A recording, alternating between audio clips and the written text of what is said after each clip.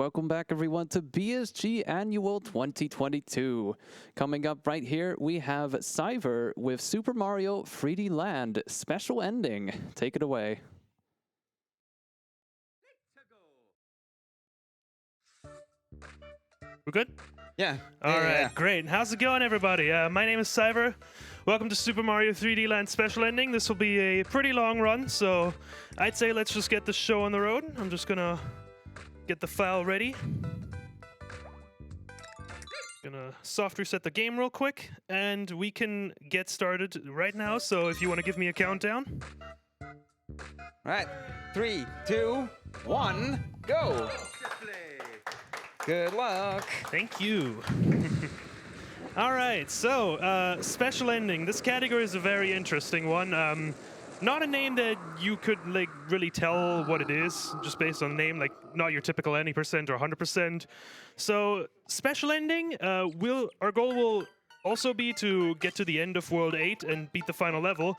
But after that, the run isn't over because we're gonna go to special worlds, which unlock after we beat that.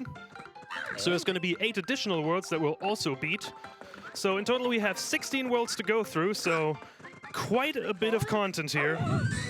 And along the way we're going to get almost every single star medal, because we will need a lot of star medals to unlock, especially the last level.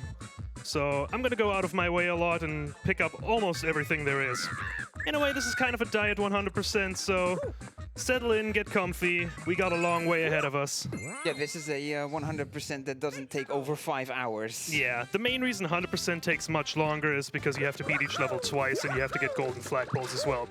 All right, right here we're going to be picking up the power-up that we ideally will be keeping for the entirety of the run. The Tanuki suit is absolutely amazing, making a return from Super Mario Bros. 3. Literally, there's no reason to ever not have a Tanuki in this run, really. Yeah, there is one moment, one place, but we'll get to later. Yeah, 99% of the time we want to have a Tanuki. It is so valuable. Most of the movement tech in this game, most of the skips that we're going to be doing, all of it is centered around using the Tanuki suit, so we want to have one at all times. Yeah, as Siver mentioned, the Tanuki leaf is returning from Mario 3 for the NES. And while it lost its the P-speed mechanic of it, where you run for a while and then you build up P-speed and then you can fly up, it doesn't have that property anymore. It still has the flutter, and as Siver mentioned, and you saw as well in 1-1, is there's a bunch of other movement that we can still do. And the game is definitely built around not having the P-speed mechanic, but having the rest of the Tanuki moveset. Yeah, I'm going to be doing a lot of twirl jumps and long jumps. They're going to be the fastest way to move across the ground. Another really handy property of the twirl jump is that we can just mow through enemies just like that.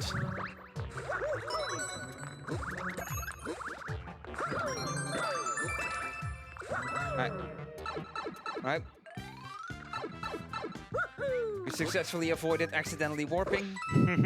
Yeah, there's a secret exit in that level that takes you straight to the start of World 2, but we need to beat almost every single level, so can't really afford to do that here. Yeah, because we explained the special ending category and why it's a thing. So it's like a 100% that isn't like a completionist category that isn't incredibly long. Also, here's mystery boxes. You'll find these along the way as you go through the world. And yeah, they will have either 1 or 2 star medals in them, depending on what box it is. And one of the weirdest things, routing-wise, with these mystery boxes is that when you play this casually, the order of the mystery boxes is going to seem kind of random. But what is actually the case is that the order the mystery boxes appear in depends on the shirt color of the Mii that you chose to make the file, which if you... Eagle Eye viewers may have noticed that when Siver created the file during the intro, he picked a Mii with a black shirt color, and yeah, the black shirt color order is what we want. Yeah, it's the best for both any percent and special ending, actually. Yeah, so any percent is the shortest category of the game, is beat the game from a new file with no restrictions otherwise. And then in between that there's warpless, which is the same as any percent, except you're not allowed to use any of the warps. Yeah, we briefly touched on why the medals were necessary, specifically that we need a lot of them to unlock SA Castle, which is the final level of the special worlds. Because yeah, this game has at various stages, usually the final level of a world has a star medal requirement you need. Yeah. All right, so I said we're going to play almost every single level. The way you're intended to do to get special ending is to to beat all the levels, get every single star medal. But I've rerouted a few things. 1-4 is a really, really slow auto-scroller, and it's optional, so we're going to skip it. It'll all make sense later. We're going to get the extra medals elsewhere. So, yeah, 1-4 is like 2.5 minutes of just standing on a platform. It's really not that exciting, so we're not missing anything by skipping that level. So we're going to move right into the first castle of the run.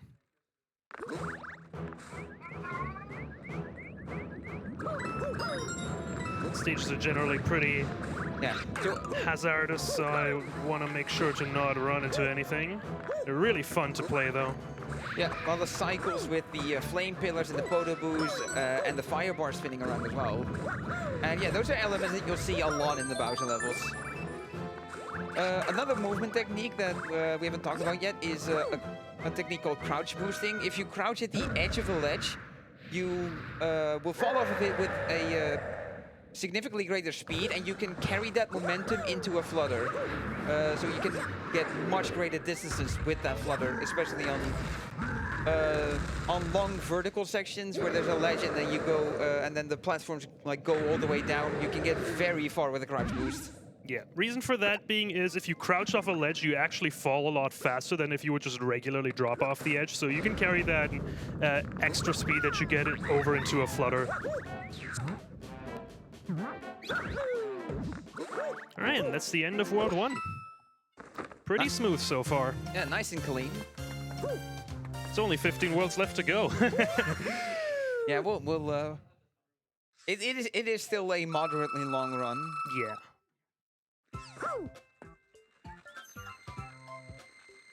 So yeah, along with 1-4, we skipped the Toad House as long as everything goes according to plan. Or at least semi goes according to plan. We won't be seeing those. It will only be used as an emergency if there's no, if we lose the Tanuki and there's no Tanukis in nearby levels to pick up. Yeah. Luckily, the items in Toad Houses are set, so I know exactly which Toad Houses have Tanukis should things go south. Yeah, because a mechanic that was first introduced in New Super Mario Bros. For the DS is that you can store one item. We currently don't have one now, but yeah, we will. Siver will be picking up a backup Tanuki. Yeah, try for as long as possible to always have a backup Tanuki, so he can basically, if he gets hit somewhere, he can immediately pop another Tanuki, get the power back, and then keep that Tanuki while making his way through where the next backup would be. Yeah. Ideally, I'm always going to have a backup Tanuki, and I'm going to grab one in the next level. Also, here's one of the nicest things about the Tanuki is because of the flutter, you can infinitely scale walls if there's two perpendicular to each other. Yep. It's pretty handy to skip a little portion of this level, but it's also really, really handy if you're about to fall to your doom, and you still have these two walls in a 90-degree angle, so there's a lot of opportunities to save yourself from usually lethal falls, so another reason why the Tanuki is just such a great power-up to have. Yeah, the classic case of the power-up that the game was built around being pretty integral to the speedrun. You can make the comparison with Super Mario 3D World on the Wii U with you know, the cat momentum, as it's called, that you can do with the Super Bell and the cat suit that game has. And then yeah, the Tanuki, which is also you can also do really crazy things with in Mario 3, of course. Here's some nice little skip I did right there to avoid having to wait for these little green flip platforms that flip out piece by piece. There's a faster way to do this by tilting the camera and spawning the winged block earlier, but that little wait time that I have, I can just use to grab the backup Tanukis there, so it really doesn't make a difference. It's like only 1.5 to 2 seconds faster anyways. I'd rather have the safety.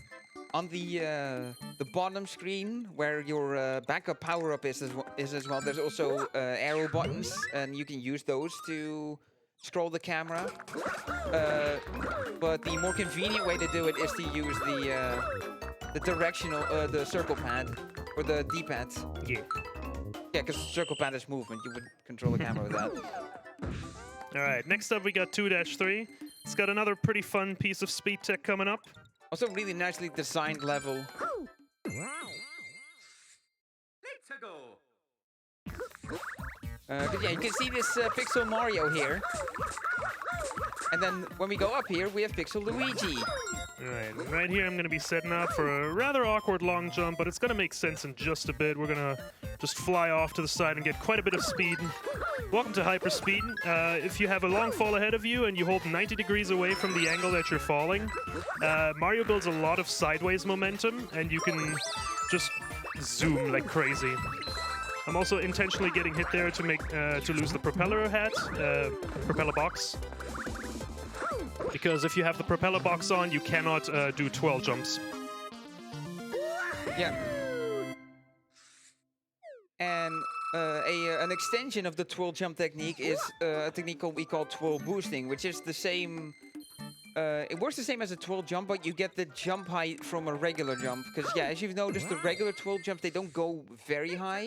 So there are a few situations in which you want the speed of a twirl jump, but the height of a regular jump. So a twirl boost is the way to achieve both. Anyone who's ever played the Galaxy games will recognize quite a few things in this game, actually, including the flip-swap platforms in this level. Yeah, except there's no spin. Well, there is a spin with the Tanuki, but that's not what makes the panels flip here. It's jumping. Yeah, every jump they just flip, and that can create some quite interesting platforming scenarios. Whoopsie, that's not where the flagpole is. If you've played Mario 3D World on either Wii U or Switch, you will know that mechanic, because in that game it's also jumping that swaps them. Yeah. This game really just made a good baseline for what 3D World would eventually do on the home console. Yeah, like 3D World is genuinely a 3D land too in a lot of ways. Yep. All right, coming up is our first auto-scroller of the run.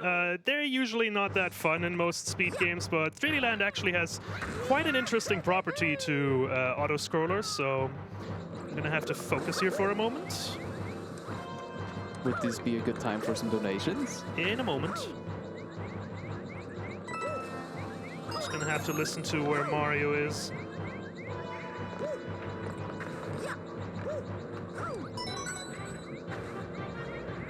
Beautiful. Nice, well done, well done. So you can go indefinitely ahead of auto-scrollers in this game. All the platforms are loaded in right from the start. Only certain objects, such as star medals, only load in when the camera's close. But it works out for us in this specific level because there's a lot of points where the camera catches back up to Mario, so we can just basically go straight ahead without stopping and still get all 3 medals. There's some levels where you can also theoretically go ahead, but there's no points where the camera catches up, so it usually isn't worth it. With that being said, this is Boom Boom. It's a relatively simple fight, so now would be a great time to read some donations. All right, thank you. We have a €5 donation from Knipje saying, after the new Super U run, I must ask, will you do the Mario for $10? Oh, no. So here's the question, do you remember how to do the Mario? I don't want to talk about it. Anyways, do we have more donations? Yes, we also have €5 from Klo Zuki, if I pronounce it right, saying, Tanuki go brr, good luck with run. Thanks. The Tanuki does go brr. She's in the audience. Yo, Knipje, if you can look up a video of doing the Mario and like put your phone here. If he won't, I will.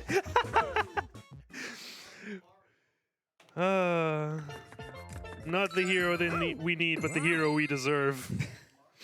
All right. Anyways, video game.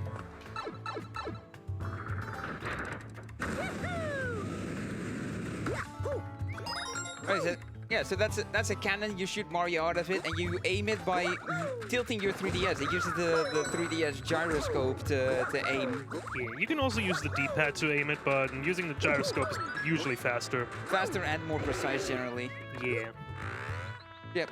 So the propeller box is really useful for scaling this very vertical tower. Going in this door, long jumping at a very specific angle to make it past the Mario's biggest fans. That's the inside strat. It only saves 1 second, and if you bonk, you lose like 4. I love doing it, though. Nice. Did I just hear the Mario's ready? Oh, man.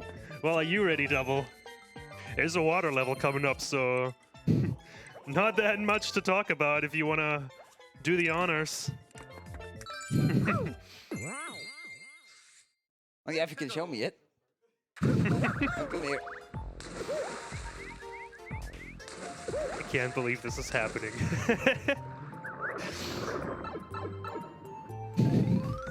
Oh right, yeah, that's what I've seen it before, but I had to remember.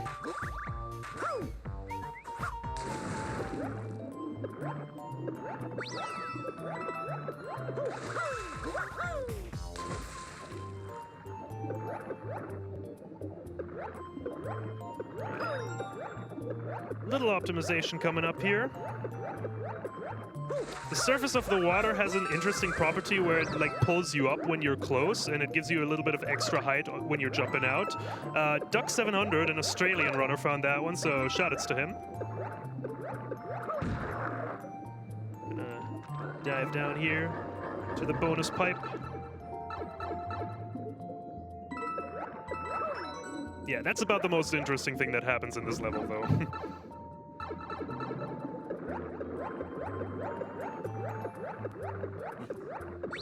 It's a nice soundtrack, though. Yeah, the underwater theme. Squeeze past the eel here. Yeah. The eel is round, so is his hitbox, so yeah, you can just barely get past him. All right. Next level is going to be very interesting. I reworked that for myself quite a bit, so could end up struggling a little. Let's see how it goes. Also, one very minor thing. Siver is tapping the level on the screen to walk to it, and that is ever so slightly faster than using the D-pad to walk over. Like one of those super tiny things that's free to do, and like you do it several times over the course of the run, so the time save adds up. There's a pretty nice subworld there. Shoutouts to J-Dude for finding that one. Also, yeah, there's as with every flagpole Mario, for lack of a better term, there's invincibility stars, Starman. Yeah. And you know, one of the general properties in these games is that you go faster when you have a star. However, it only increases Mario's running speed with the star. No. I missed. I'm gonna have to restart the level. I tried to go for a fancy strat there, but that didn't work out. Yeah. All right, let's do that again.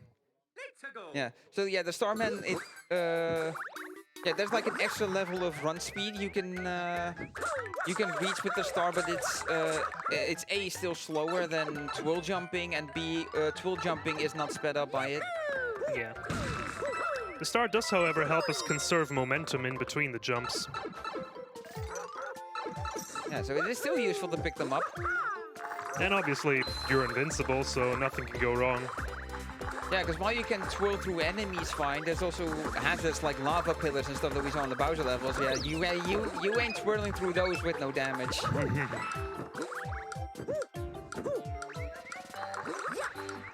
Alright, well, we'll try this again. Ukyo, if you have something interesting to read, go ahead. Yes, exactly. We have 55 euros from Detail74 saying, from my run just now, 5 euros for every trick I did first try, and 10 euros for my one sad death. Sad face. Good luck to Siver, and much love to the team at BSG. All right. Add detail, you're fine. Don't worry about it. Your run was great anyway. I do have 2 more donations. Have at it. Go ahead, because we're doing this again. Okay, we have 3 euros from Luna/12. Hey. Good luck with the run, Siver. You are the nerd. best. Oh. Blinky, Iggy, I'm having trouble reading this. Reading is hard, to be fair. The famous Luna wishes you all the best, Pog. Pog indeed. And then, let's see, 5 euros from Firefox saying, where is the Mario? Are you the Mario, or will you shake your arms from side to side? I mean, the bet was 10. Come on, this time, for sure. There we go. Alright, 3rd time's the charm. Yeah. Next level could also be a bit of a roadblock. There's a very hard strat at the end of it that I might mess up a few times. Hopefully I don't. This was already embarrassing enough.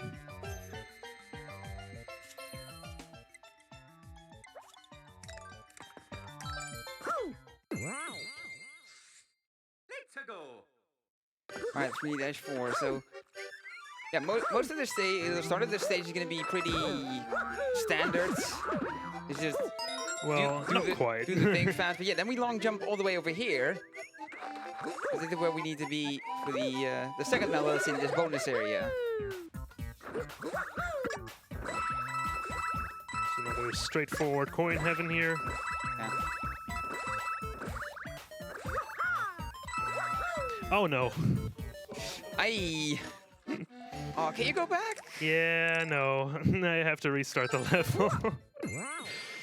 Well, 3 is a bit rough, but that was just stupid. It's definitely the earliest point in the run where the earliest point where the run picks up in execution difficulty. Yeah, let's try this again. I've got no excuse for that one, honestly. I just forgot to release crouch.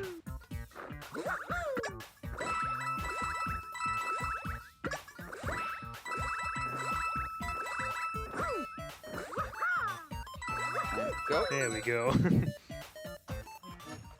Don't clap for that. Please. All right, so now we got coin 3 coming up. All right. The way you're supposed to get this is there's this winged question mark block that you're supposed to stand on and slowly ride towards a platform. But Siver is going to be doing something a little bit more cheeky here. Nice. Easy every time. Yeah, you can clap for that one. So that saves about 15 seconds. It's a relatively tricky jump. You have to let yourself fall just before you start fluttering. And by aligning yourself that way, your head will still touch the warp box, but your tail can reach out to the star medal. Yeah, it's pretty precise where you have to be, because yeah, if you're too low, you grab the coin but you fall to your death. And yeah, if you're too high, you miss the medal.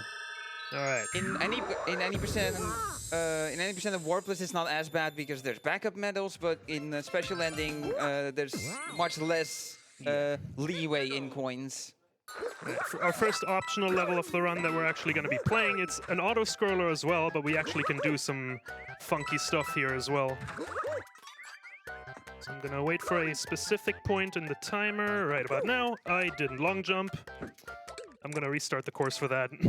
I didn't have to, but I do want to show this one off. Let's go.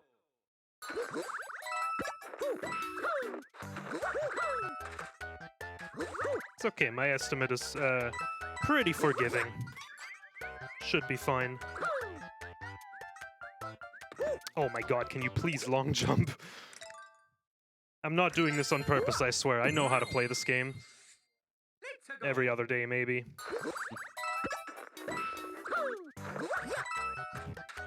Alright. It's worth it for the cool stuff. Exactly. Surely this time. Hey, I can long jump. Yeah, jump at a specific time. Where am I? There we go. So yeah, jump at a specific time, because yeah, you can go immediately, but you'll be too far ahead and the coin won't have spawned in yet.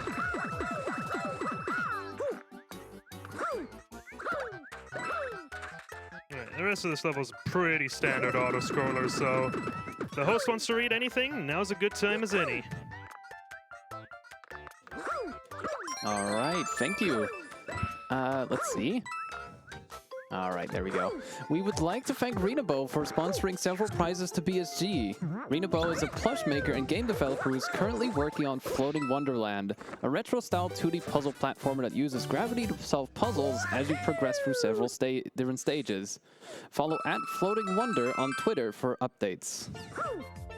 Yeah, the plushes they donated are super cute. They're like behind the screen there. Yeah, particularly the BSG branded Pikmin. The Pikmin is great. I'm Wide a very, Pikmin happy. Yeah, I'm a very big Shout outs to fan. Whiteman. Shout outs to Whiteman. Alright, this is one of the few airships that actually isn't an auto-scroller. Instead, it's cycle-based. And there's a particular cycle I want to catch about halfway into the level. So, a bunch of labbed out movements to work with the cycles instead of against them. Nice.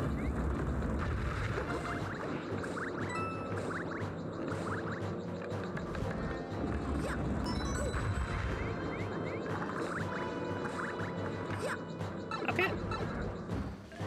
Alright, we got another boom boom fight coming up. This one is a bit annoying because the floor is moving, which can make landing on his head a bit tricky. For these mini bosses, the first 2 hits you want to land on their head, and for the 3rd hit you want to twirl into them. That cuts some time with animations.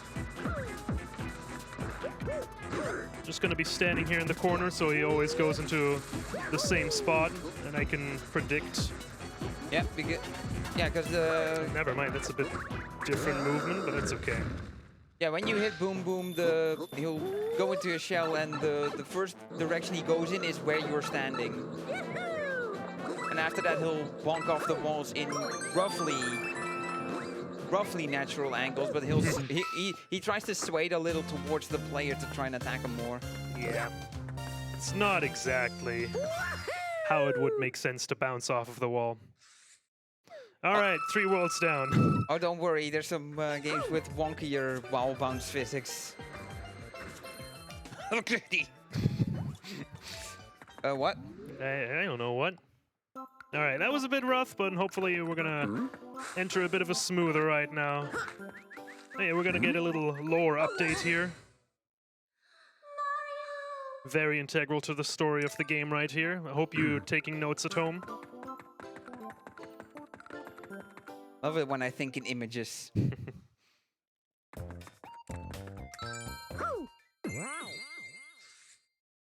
go.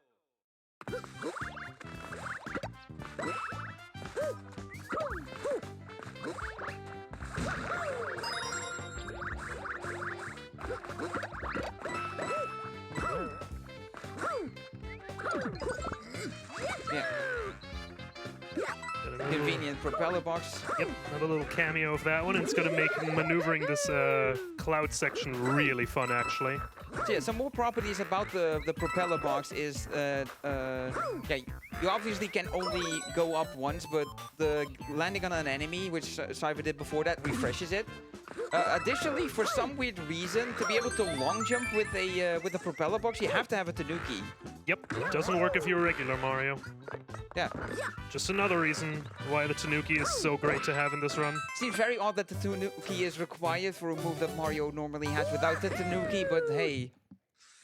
Also, shout outs 333 time.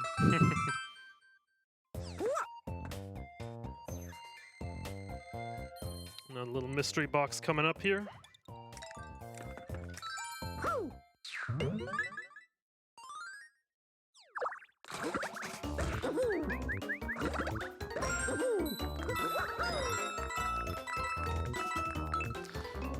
Alright, next up is 4-2. A bit of a claustrophobic level. Very tight, and gonna be lots of wall jumping. It's vertical. Wall jumps can be a bit awkward in this game sometimes, so... And sometimes your vision can also get obscured by the piranha plants splattering ink all over your screen. Right. Ah.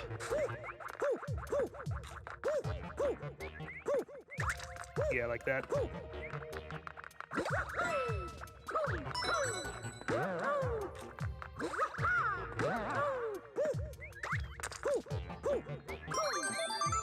So yeah, wall jump and flutter, so you can get that coin more easily.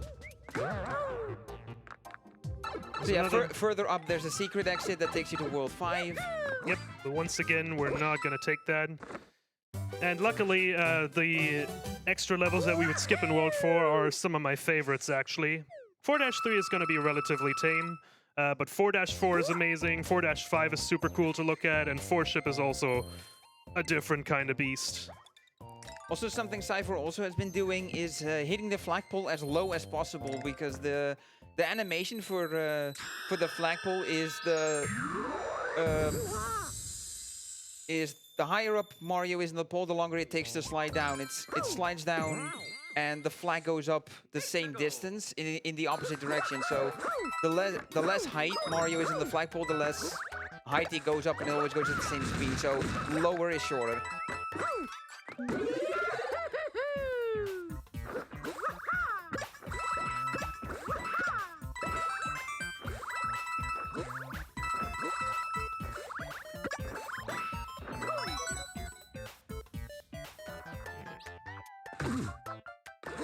Little strat right there. If you long jump immediately when falling out of the coin heaven, you can just bounce on the little coin guy. I forgot what his name is. Yeah, I forget as well. Yeah. Yeah, that's also another method of getting star coins in this, is by... Ooh. Careful. I'm good. Using like the binoculars to look at stare at the red in the eye and right in the eye, and he'll give you a star coin. It will flow to a specific place where you can grab it. All right. Make sure that you take breaks so you don't get tired. Yeah, that's a prompt that pops up every 30 minutes of in-game time. Yeah, starting from when you boot up the game. Yep. It's going to be our first ghost house. These are usually super fun platforming levels. This one in particular is one of my favorites. Oh, I need that. That's fine.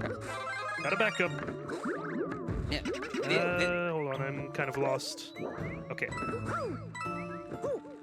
These sort of situations is why you have a backup, not just in marathon runs, but like regular runs as well. Yeah. Right, I'm gonna go out of my way to grab a backup here, actually. Yeah. The longer you go without a backup, the more time there is to lose your last Tanuki. Exactly, and when you have no Tanukis left, that's when things get ugly. Because then the inputs for the twirl jump, it becomes a roll jump, which is not nearly as good. All right.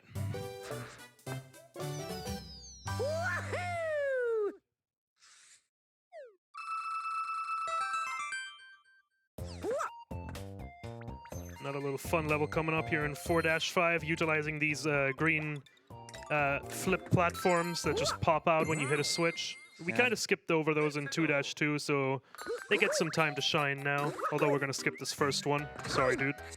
Yeah, in the 2D Mario games, they're known as snake blocks, and yeah, it's technically the same thing here, except it's not a block, it's a bunch of panels. Yeah. I guess they're snake panels, I guess. I don't know if they have an official name. I'm gonna check the Mario wiki, you can find it there. You're ever lost.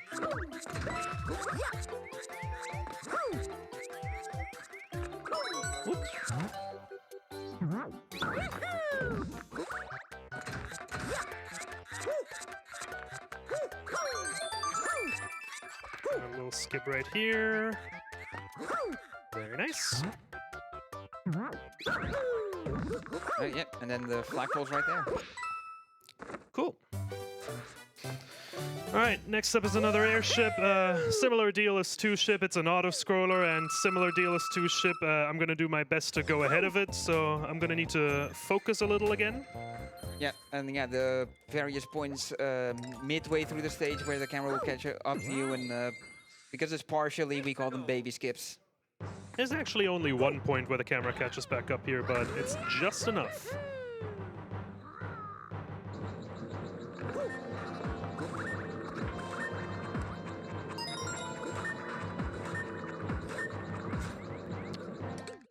Landed somewhere else. So yeah, this is an airship that also comes with flip swap panels. So yeah, when going ahead like Siver does, it's really important to manage your movements, because otherwise you're gonna also throw off where the flip swap panels are. Yeah, I gotta keep track of the flip swap panels.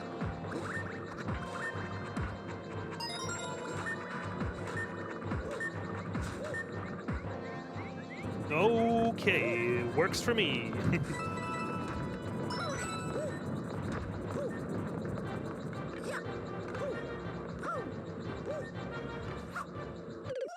Yeah, I think I didn't keep track of the flip swap panels there.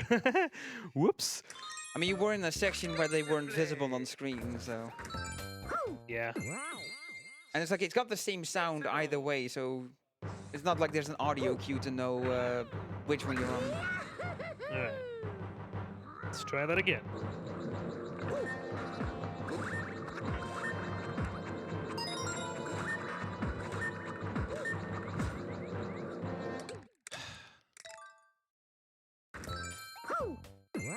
I know I don't have to do this, but I want to do this.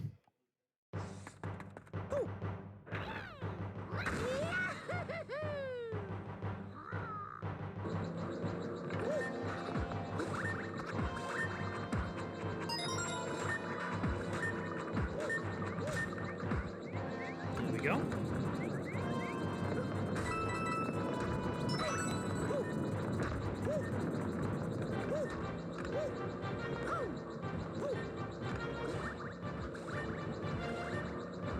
There we go. We're not done yet, though. Still gotta grab the last medal.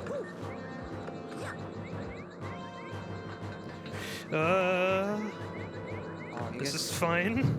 Yeah, you can save it, you can save it. Okay, hold on. With speedrunning, so you ain't gonna worry about the time. God. This is very awkward to do because I gotta hold the camera to the left.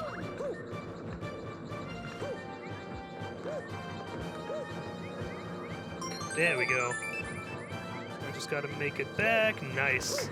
All right. That probably didn't save time at all, but whatever. I wanted to show that off.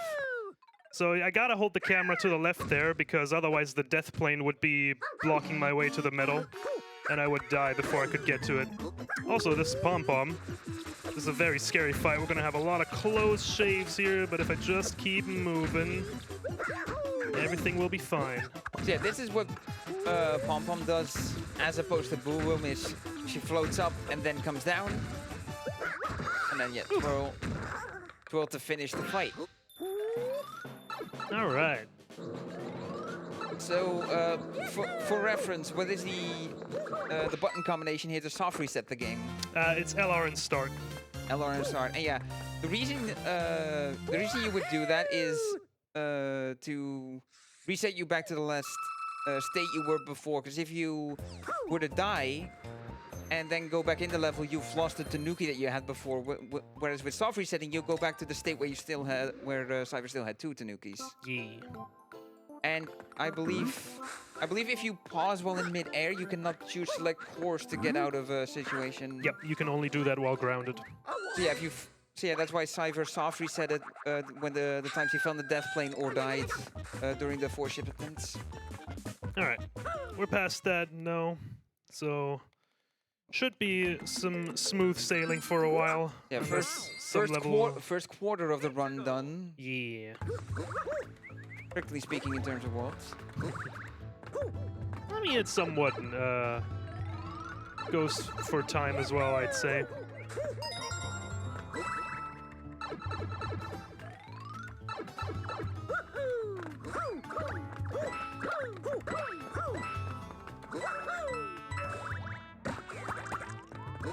this is very interesting.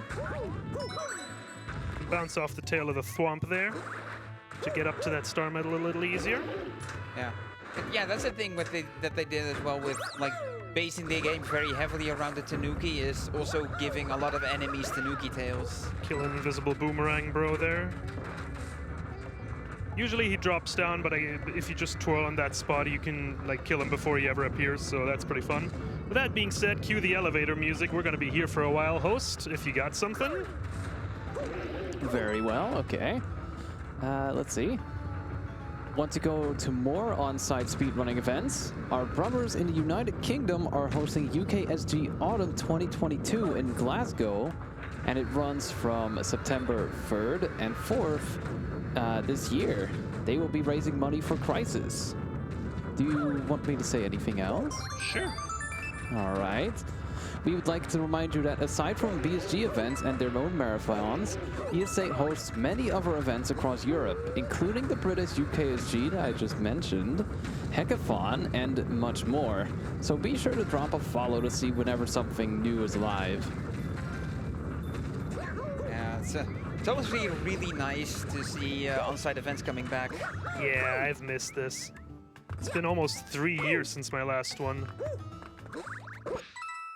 Okay, I've heard good things from friends of mine that have gone to ESA, and for me as well, it's so nice to be back here again after 3 years. Yeah. Last on-site on-site BSG annual we had was 2019. Feels like it's been ages.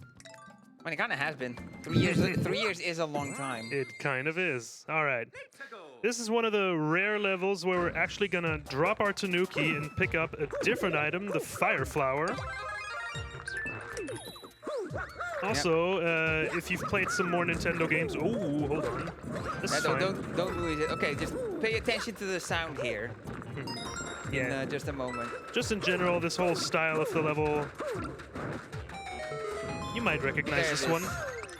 That's the jingle. So yeah, we need the Fire Flower there to activate the 4 torches to get to that little hidden room. That's all we need the Fire Flower for, though. Now it's back to Tanuki. Yeah, so the movement that Siver was doing with the Fire Flower is what I talked about before, where if you lose the Tanuki and you become regular Mario, yeah, then the twirl jump input will do that kind of roll jump. Which may or may not move at the same speed, but it doesn't have the property that it takes out enemies. So if you roll jump into an enemy, yeah, you're the one that takes damage. All right. The next level would be 5-3. We are going to play it, but not right now. We're going to leave this level for later. That'll also make sense at a later time. We'll explain that once we get there. Yeah. It's going to be at the very end of the run, though. Another nice thing about the way we do we define special ending as a category and how it's played out is like it allows for small routing things like that.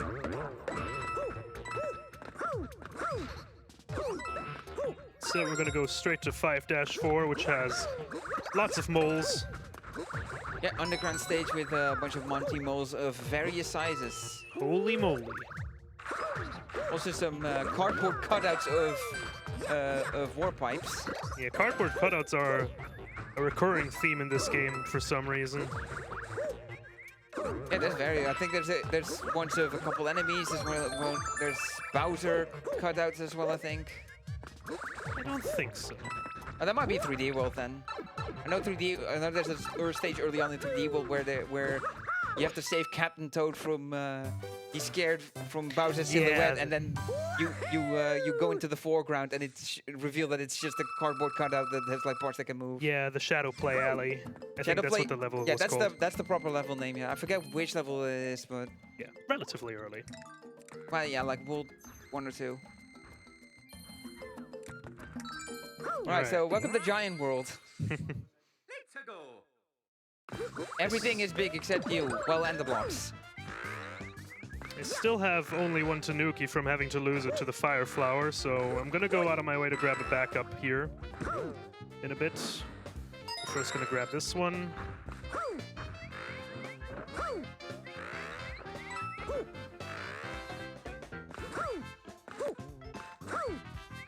Also, one thing you can do with the propellers, what Siver does here, is hold down the jump button to slow your descent.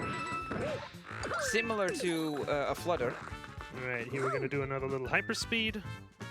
Yep. All the way to the end and pick up a coin along the way. Gonna control myself here, actually. I can't go full speed, otherwise I would just zoom past everything. Including the flagpole. Exactly. But yeah, Just that will be... not that ideal. Yeah, so for a lot of the hyper jumps where you have to pick up coins along the way, it's a little unfortunate in the way of that you cannot show the true potential of what hyperspeed can do. But very late on in the run, in the literal final level that we do in this run, we will be seeing the true power of hyperspeed. Yeah, there's a very fun strat right at the end of this run. So stay tuned for that. For now, though, we got 5 castle, our second castle level. Fly here. Yeah, there's a fly like roaming around the runner desk here. The true final boss. I deserve that.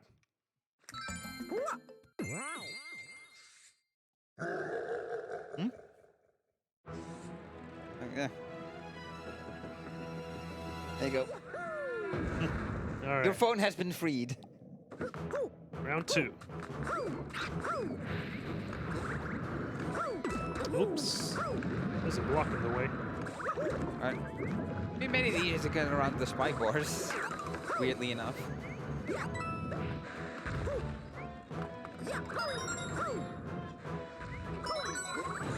Yeah, these star medals here can be pretty tricky casually because you kind of have to throw yourself over lava.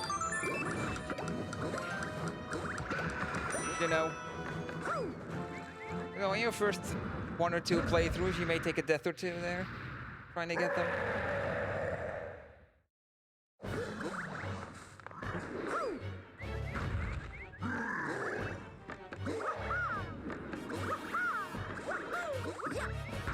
Nice. Alright, you jump back on. So there is there is a place where the game can soft lock with this. I believe it's in World. Is it in World 1 or is it? It's in World 1, yeah. It's in World 1. If you hit the button too fast, Bowser never jumps on screen and will never fall in the lava. You're just stuck. Luckily, that won't happen to us. No, I believe it's really difficult to do it fast enough to trigger it. Yeah, I have not looked into that button. I know that there's a way. There was temporarily like a little craze with soft lock %, where just like some nerds were decided how funny would it be if we could soft lock the game as fast as possible, and then Zelda Cube came along and just absolutely destroyed the category.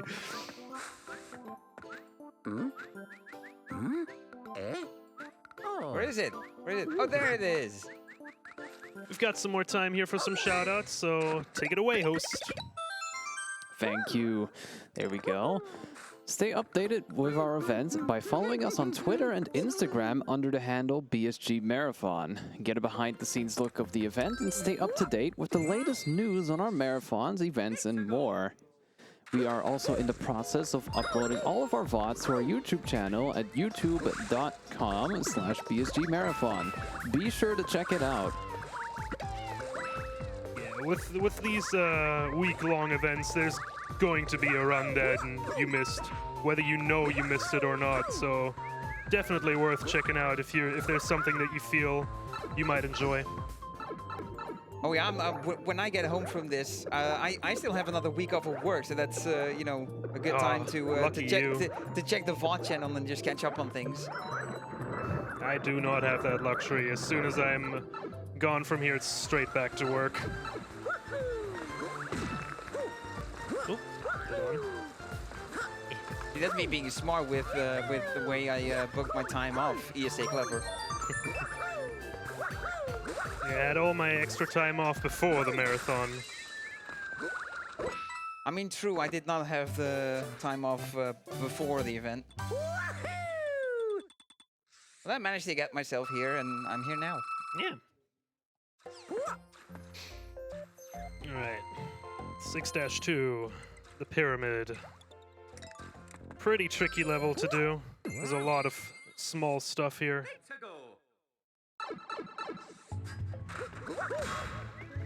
Lots of spikes too, very easy to get hit. Just gonna drop out of the elevator here to get ahead of it. Yeah, a lot of spikes in general. Spikes on the floor, spiky pokies, these like snake blocks, these floating snake blocks that roam around with that have spikes on them. Nice. All right, so that's elevator zip. It's not a zip, but the name of it is like that because Zellicubed, who found this trick, was so excited to share this one that he kind of made a typo when sharing the strat in the Discord, so now it's elevator zip instead of elevator skip. Take a sip of that elevator. I'm gonna take a sip of water, actually. This is your friendly reminder to stay hydrated. We still got a little less than 2 hours of run ahead of us, so make sure you're prepared. We're gonna be here for a while. Yeah, so here's another ghost house. Usually Nintendo's method of making stages with more intricate secrets.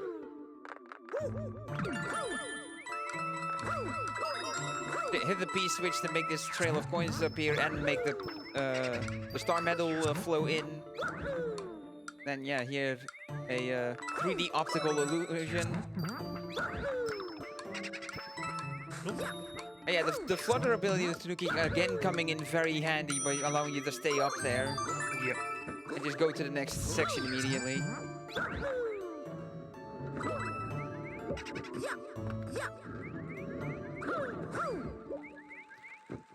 So yeah, you've got these ghost-like enemies that aren't boos.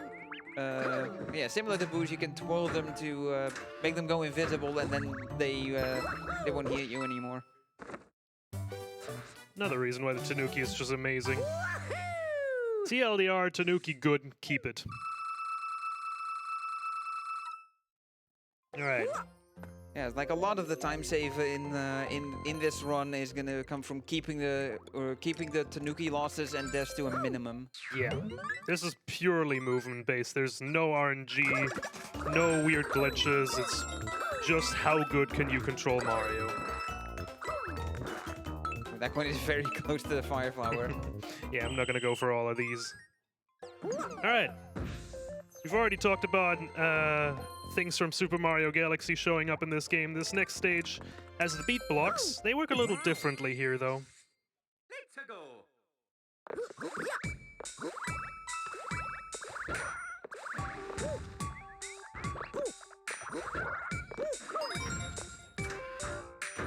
So yeah, once again talking about this enemy that I keep calling Mario's biggest fan, because they follow me around, they follow his movements, and they jump when Mario jumps. I keep forgetting the name of that enemy. They're not thwimps. No, thwimps are the little mini dudes. Yeah. Mini twomp guys. Also, yeah, some pretty tricky one-block jumps. Flip that guy over there to bounce off of him. These prongos, they're called. When they just wander around, they're in a state where you can't jump on them. But if you flip them with your Tanuki, they kind of end up upside down, and then you can jump off of them if you time your jump pretty well. So yeah. Yeah. If you just long jump into them, and while you're falling, you you twirl. You can bounce off of them and retain that speed from your long jump. Pretty cool. Yeah, this is an optional level, and it has a coin requirement. You have to have 60 star medals to unlock this. This stage has seen quite the rework. It's very, very tricky, so Let's go. hopefully I can get this.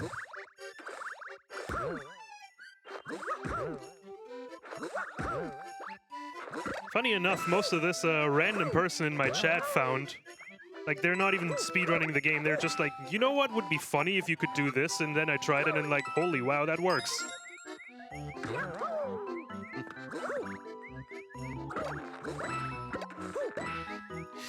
Yeah, well, that's not fun. That was amazing. Who did that? That was great. Good job, Clover. I don't know if you could hear that on stream, but there was just Clover behind the tech desk going, "Wah!" Fantastic noise. So, All yeah, right. so normally Siver could have saved himself by wall jumping off the ice wall, but it's just wall jumping is a property, and some walls have it and some walls don't. So yeah, the ice wall in the background there, and here in this section, it is not wall jumpable, Nope. which is unfortunate because it would have made saving yourself considerably nicer. Probably could have done even more stupid stuff in this level if that was the case. That too. Maybe that's why.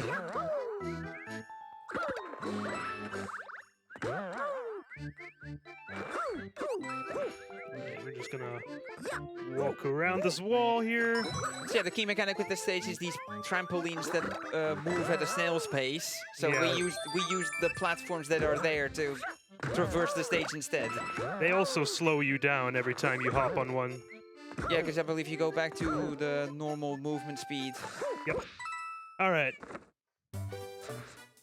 So yeah, someone who doesn't even run the game has helped me like optimize this level. Pretty fun. It's just some things that, you know, if you've played the game for so long, you don't bother like looking for these super weird strats. So there's gonna be a few more like that. I mean, a lot of good things can come from a fresh pair of eyes taking a look at things. Exactly. It's always gonna be better when more people work on it. Yeah. Like always always an exciting prospect when new runners join a community. Whoa, don't do that. Yeah, it's dangerous. So yeah, you can do this level like going ahead of the auto-scroller, but you'd skip on 2 medals here, which is really not worth it. Yep.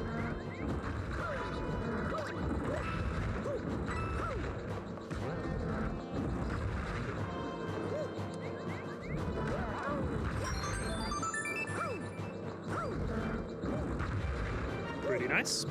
Right.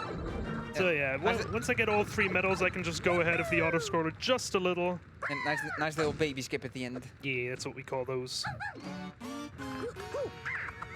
Yeah, pom-pom fight, but there's grates in between the platforms with fire on them. So we're just gonna stay on this big platform because it's nice and big. You can also just keep walking around again. Come on, catch me if you can. She could not. Unfortunate. Alright, 6 worlds down. Yeah. Also, yeah, the pipe spawns in the exact same place, so Siver just goes to the place where the pipe is and just holds down the crouch button to go through it at the earliest possible moment.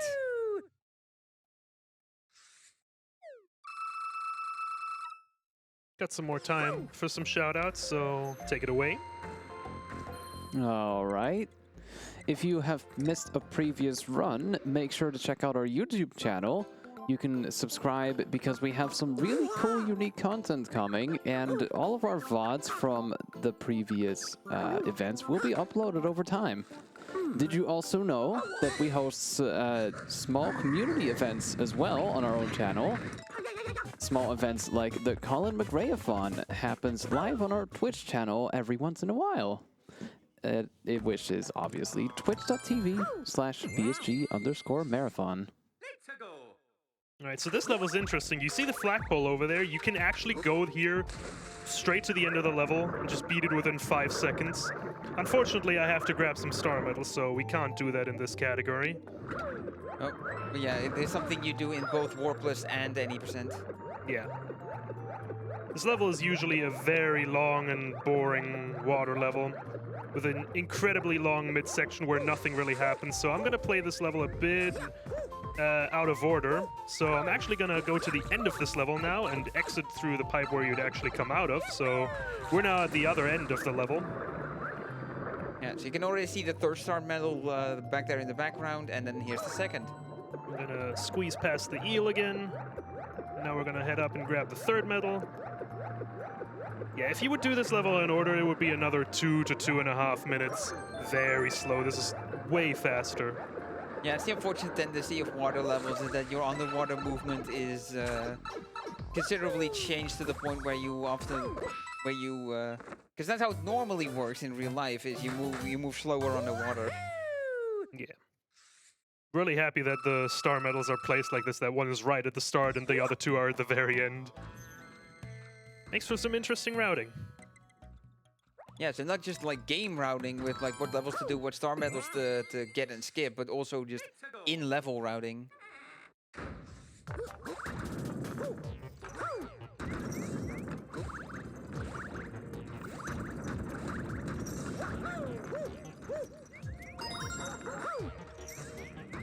I wonder, do the chain jumps in this game also free themselves after they tug on the thing 64 times? Oh yeah, that is a thing. What game was that? That's in Mario 3. I don't know, actually. This game borrows a lot from Mario 3, so why not that? Could be. I never bothered to check that, actually. Somebody out there knows the answer, let me know. Would be just one of these interesting facts. It's like, yeah, it's kind of useless trivia, but oh, that's neat.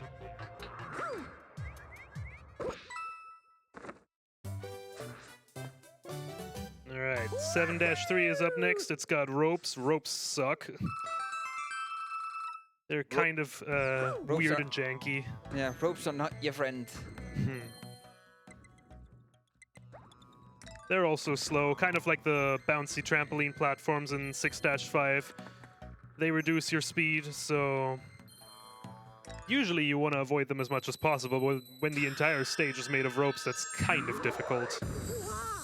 Yeah, to be more precise, the movement speed in midair that you have from bouncing off of a rope or a trampoline is the same movement speed in midair you would have if you jumped while standing still.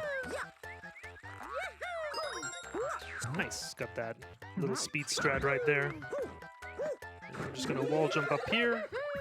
Yeah, the ice wall from the stage before, that does not allow you to wall jump on it, but the wooden wall here does, so you can do fun things like this. There's only like a few walls where you just cannot wall jump off of for some reason. They just decided, you know what? No.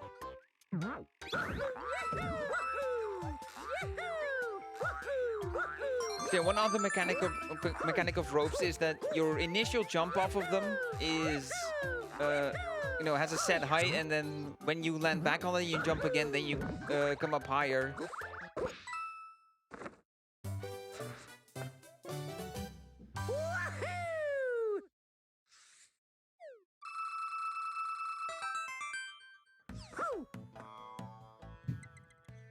I hear Waluigi noises behind me.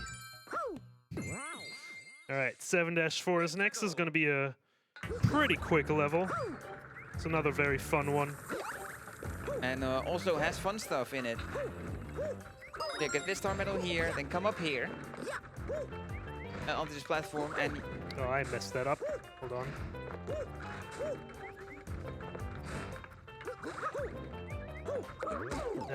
Yeah, that mole can be a bit of a prick. So, I used the momentum of the rotating platform there to get the extra speed that I need to get up there. Yeah, so that is a combination of three things. It's the momentum of the platform and the twirl boost, so the speed of the twirl jump and the height of a regular jump to cross that gap and do what we call clock skip. Yep. Unfortunately, there's a big Monty mole right there. They kind of have a thick hitbox and also a very janky hitbox, so those two things don't add up well. So I had to lose a Tanuki there, unfortunately. But that's fine. Yeah. I can just go out of my way and grab a backup right here. Additionally, you had to back up and set up for it again, so the Monty mole was on a different cycle than what normally is when you do what you like to call gamer cycle. Usually you don't get hit there.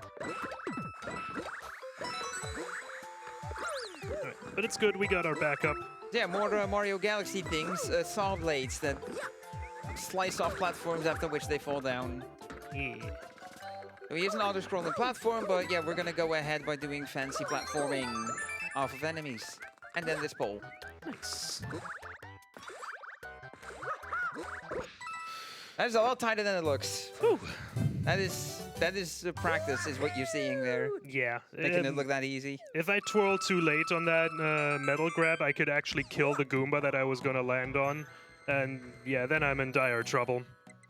All right, next up is 7 Ship. This is a notoriously difficult level, so you know how I went a little ahead in previous airships? Yeah, we're going to do this entire level blind, so I'm going to have to focus here. Blind 7 Ship, let's do it. Let's give it a try. Oh, I already missed the metal. Great. Good start. I might just restart the stage here. It's a bit awkward. Yeah, it's still early on, so not much time lost. Yeah. Let's go.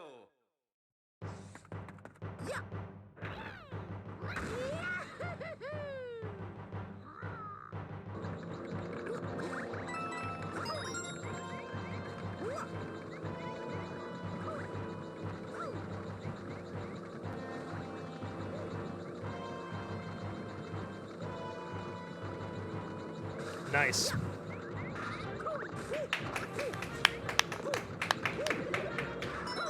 Yeah, I'll take a second try on that. And So, yeah, the best thing about Blind 7 Ship is that even though he does the entire stage blind, which in itself is already mad impressive, even though you skip so much of it, because as we mentioned before, the star coins don't load in until the camera gets close, you still can get 2 of the 3 star medals, Yeah. even while skipping that much. I can afford to skip this one medal. That's the only medal that we skip, though, out of the levels that we actually play. Obviously, we also skip the medals of the levels that we don't play, but yeah. Yeah. This is the only one. And it's Yeah. just enough, because this is actually the medal that loses the most time. Like, doing Blind 7 Ship over doing the level regularly saves about 35 seconds, so... Yeah, big time save. I mean, I died once. Yeah, I but didn't that- even but that- die, so... Now you reset the stage, and I would say that took less than 35 seconds. So Yeah. still a net gain. Yeah, definitely still save time. All right, on to the final regular world. Yeah. That was a pretty decent pace, I think. Almost done with the first half of the game. Yeah. All right, World 8 isn't going to slow down. We're going to have quite a few tricky stages here, and a lot of them, actually. This is the largest world in the game. It Also- features 8 stages in total. Yeah. Also, fun fact about those postcards that you get in between worlds: if you shake your 3DS, certain elements of the image move. Yeah. Just a neat little detail. In fact, the postcards are surprisingly integral to this category, as you'll be seeing once the run is actually done.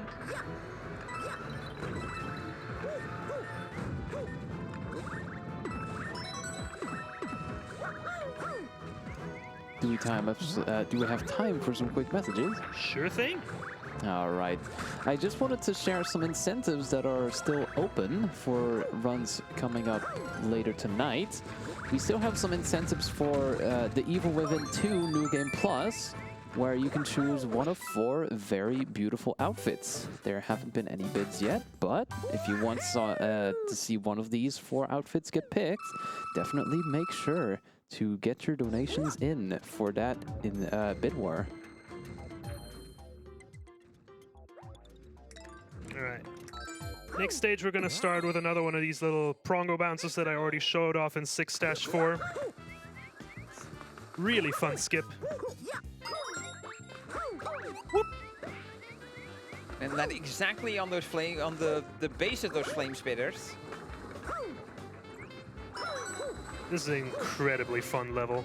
But yeah, another amazing use of the Tanuki, as we've lampshaded many times by this point, is when you're just under a ledge, you can wall jump and then flutter back up, because that's how good the flutter is.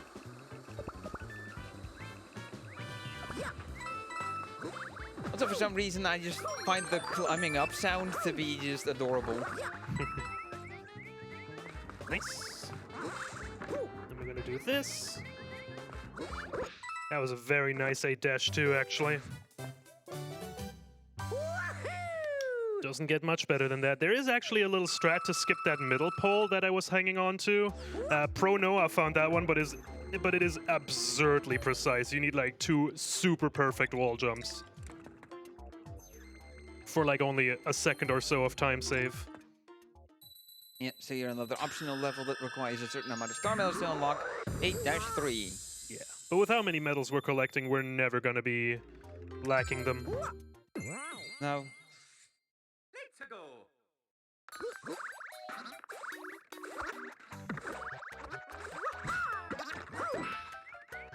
Yeah, we had a stage with Monty Moles before. Now we've got an enemy similar to it, but different rocky wrenches that throw wrenches at you.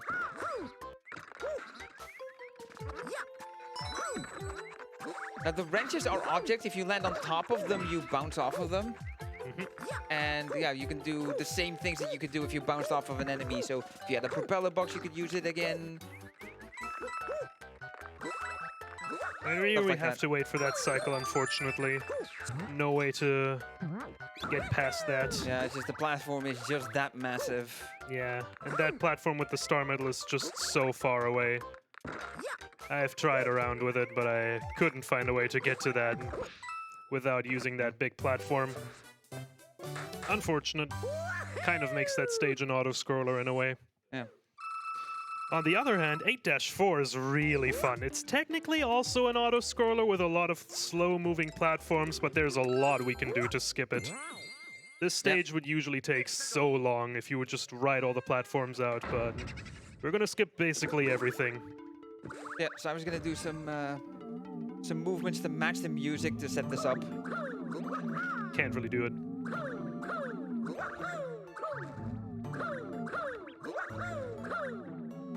Yeah. The audio is slightly delayed for me, so couldn't really time that well. But you can twirl to the beat. Right there, I tilted the camera to the left to bring these blocks on screen a bit later, so they don't block us. And yeah, you can instead use them to jump off of to progress further in the stage. And another little skip here. Have to make sure to grab that along the way. So the camera moves kind of weird because we do this, and yeah, the death lane is kind of weird. It's more of a box, like it's at a certain height initially, but then yeah, when Siver started twirling down, the death lane becomes lower. Yeah. In the lay area.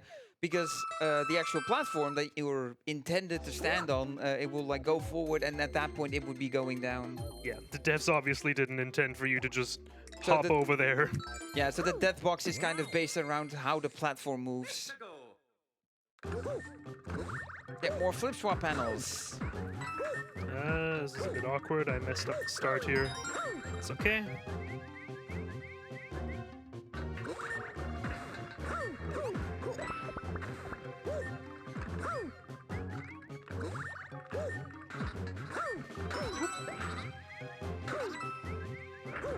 Some cheeky enemy bounces there.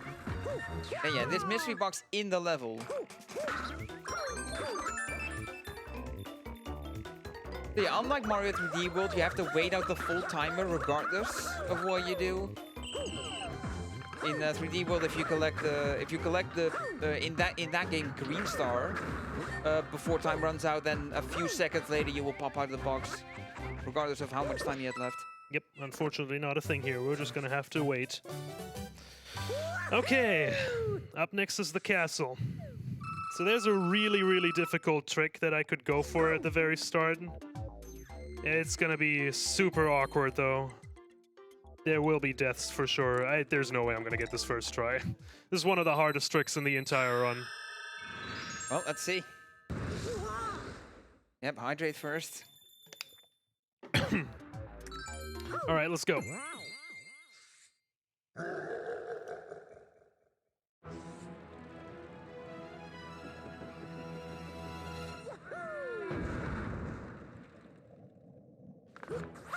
Nope. I mean, you've built up a lot of lives during this run. You can afford to lose a few. Yeah, luckily you can get lives super easily in this game. That was almost it.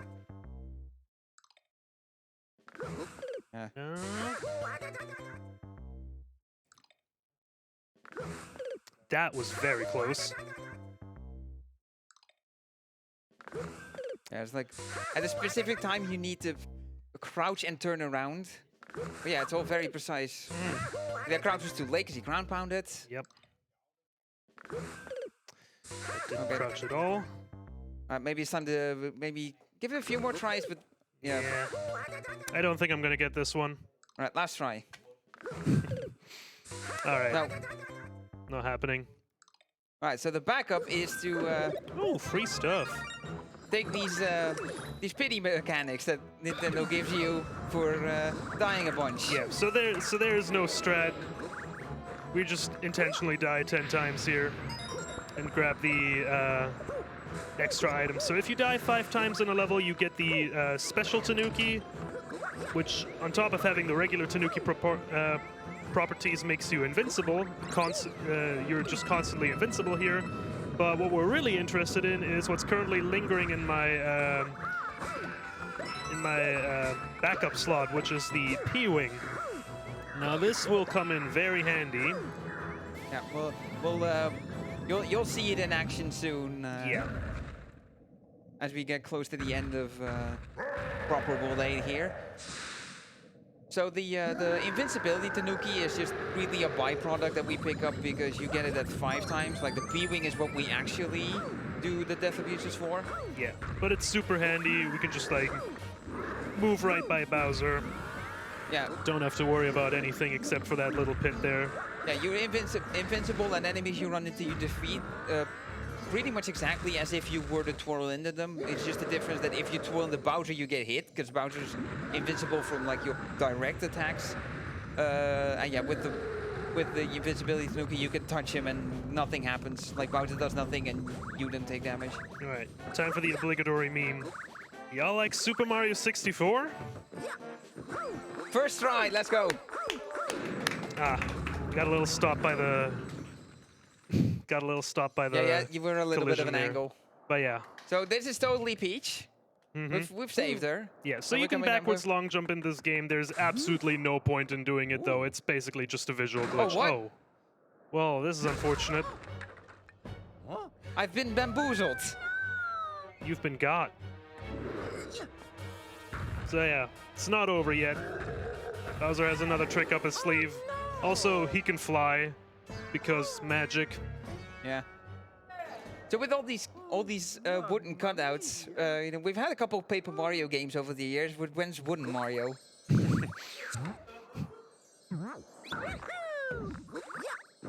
It's a $1 million idea right there. Get on it, Nintendo. All right. 2 more levels to go before we're done with the regular worlds.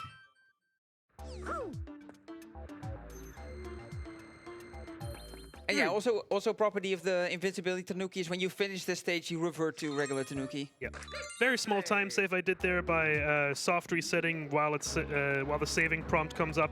On this extra screen for World 8, you would actually get a little overworld cutscene, but by soft resetting and reloading, the game thinks we've already seen the cutscene, so it doesn't play it again. So 2 seconds of time save. Woo! Get a little boost off of that guy.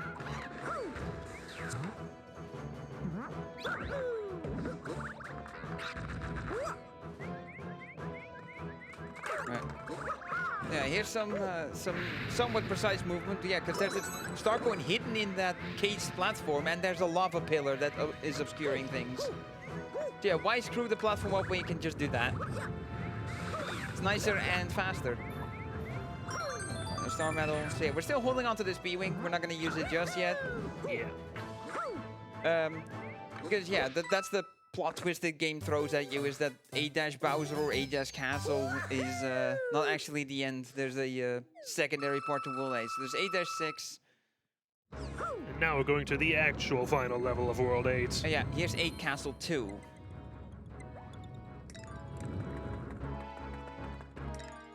Oh yeah, this is so yeah, this is what the any % run does. Is like the star medal routing for that is to come here with 100. Yeah, we have a few extra. We just need more. Or. Got a little bit of a coaster ride coming up here, so nothing too super thrilling here. So, hey, you got some more things to read, host? Yes, we unfortunately do not have any new donations coming in, but I would like to remind everyone that we are raising money for Mind, which is a nationwide organization committed to preventing mental health issues and to support everyone who is dealing with mental health issues themselves or within their family. All of your donations will go to Mind. Yeah, there we go. And with that, do you want me to read more? If you got some more?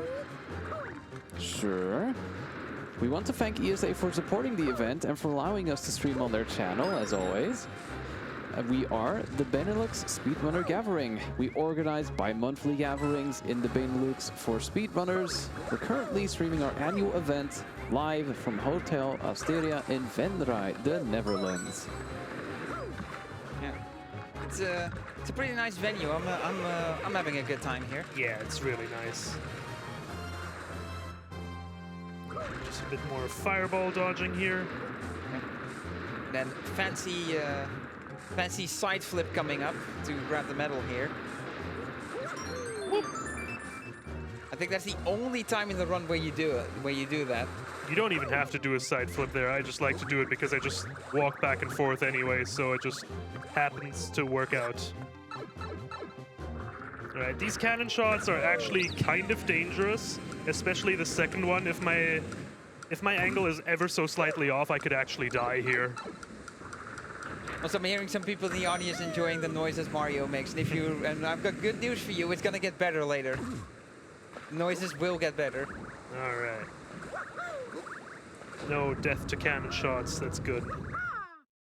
Alright. Time for the final boss. So flagpole's right there. Well, because Mario takes too long to get there, he stops for a second. Yeah, Bowser's now here. You had a chance to free the princess and you failed. But we've got a plan B. Yeah, it's fine. So, the final boss... So remember how Bowser could fly? That's kind of not fair, so I say we even the odds. Yeah, sounds good. See you later. So, so what the P-Wing does is it skips to the end of a level, but 8 Castle 2 is actually counted as 2 separate levels, so the coaster part is one level and the Bowser fight is another. And we use it to skip the Bowser fight because it's really, really long, and it's actually worth taking 10 deaths at the start of 8 Castle over that. And that's the end of the first half.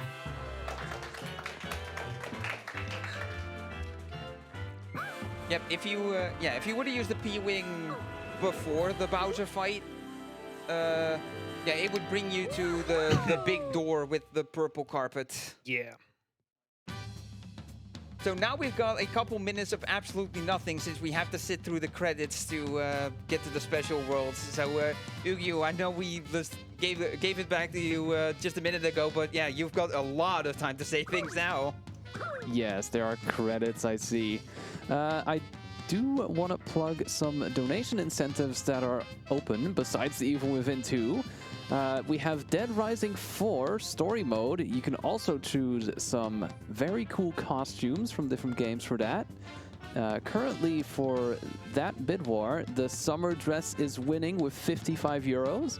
We also have 5 euros voted for Guile from Street Fighter.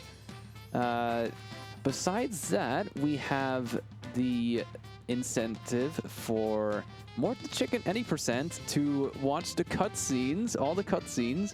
That is a great one. All the incentive needs 250 euros, and we are currently at 10. I would also like to mention that we are very close to hitting the milestone of 3,000. And if any donations come in, do make sure to vote for those incentives. I could definitely recommend the Mort the Chicken one. It's such a funny game, and... Oh yeah, if you have not seen those cutscenes before, you will want to meet that incentive. It is so worth it. It is hilarious. So this is the postcard you get for clearing the game. As Mario. As Mario, yes. Because as it turns out, there's actually a second character. Because the game isn't over yet. No, we're not done here. If it was 90% of Warpless, we would be done, but now we've got Luigi captured, so we've got our next rescue target.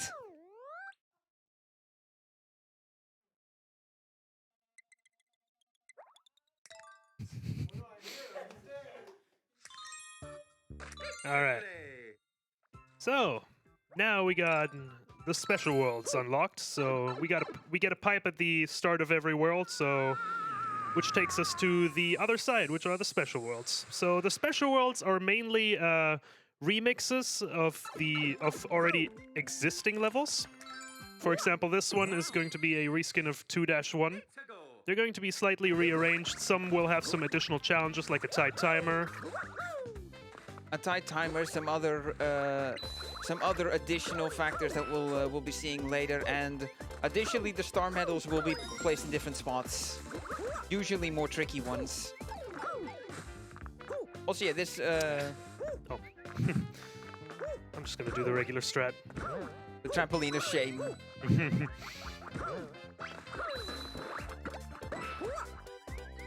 We'll grab this one over here real quick.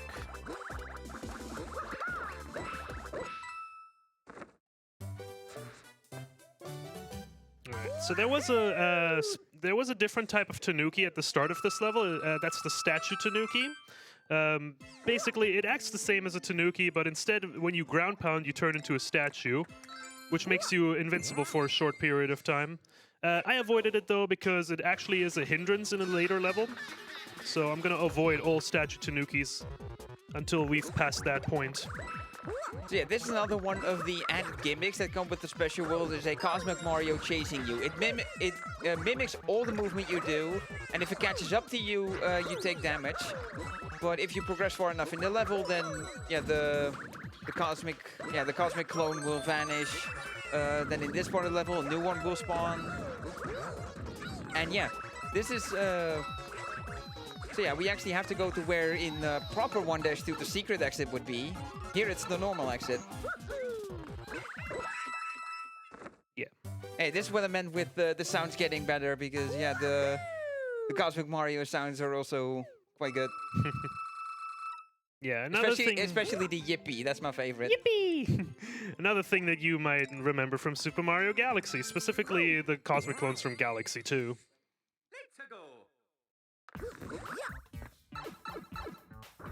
This level sure exists. We got cannons, lots of them. We're going to be flying through cannons basically 90% of this stage. Yeah.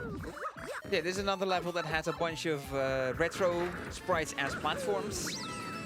And yeah, there's three fireball platforms, like fireball sprite platforms, and that's where the star coins are. Yeah, they're always going to be a little off to the side. Yeah, we got the old cloud. Second detour coming up right here. Oh, nice. I actually hit the corner of the little pixel there. So usually when you drop out of a cannon, you get like this little stun animation where you can't move for a little bit. But if you hit like a wall while coming down from the cannon shot, you actually do not have that animation at all, and you can start moving right away. Yeah. Also, it is important to aim the right way. The coin rings are there as a guide for you. It's like, hey, if you shoot here, you'll be safe. But yeah, these bonus platforms do not have that. And yes, if you line it up wrong, you sometimes can overshoot it.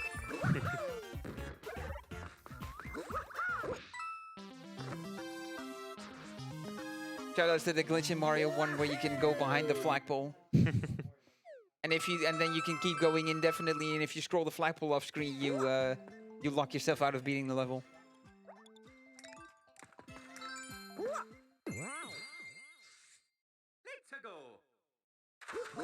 Yeah, the main issue with these early remixes is just going to be not mistaking them for the actual, like, original levels. Like, later on, the levels are going to get quite difficult, actually. But for now, it's just smooth sailing. I believe the little colored bar that shows the stage name, the coins you've collected, and Mario's lives, I believe that's a different color in the special worlds. I think it's just different for every world. Oh, it might be world-based, yeah.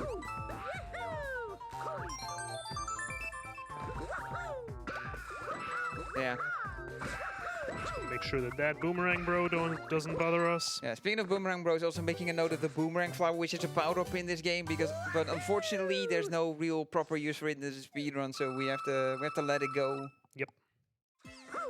There have been attempts to route the Boomerang Flower in, but none have been successful so far. 'Cause, like, Speaking of the boomerang flower, there it Yeah. is. We're gonna leave it behind. Goodbye. yeah, because pretty much any star medal that it spawns that you were intended to get with the Boomerang Flower, you can just flutter over with a Tanuki and grab it. Yeah, and also whenever you like exchange power-ups, you have to really make it worth because you're discarding a Tanuki, which Yeah, is it's like- just incredibly valuable. Yeah, we don't do the Fire Flower because you literally need it to light those torches to open the door to the star medal. Right.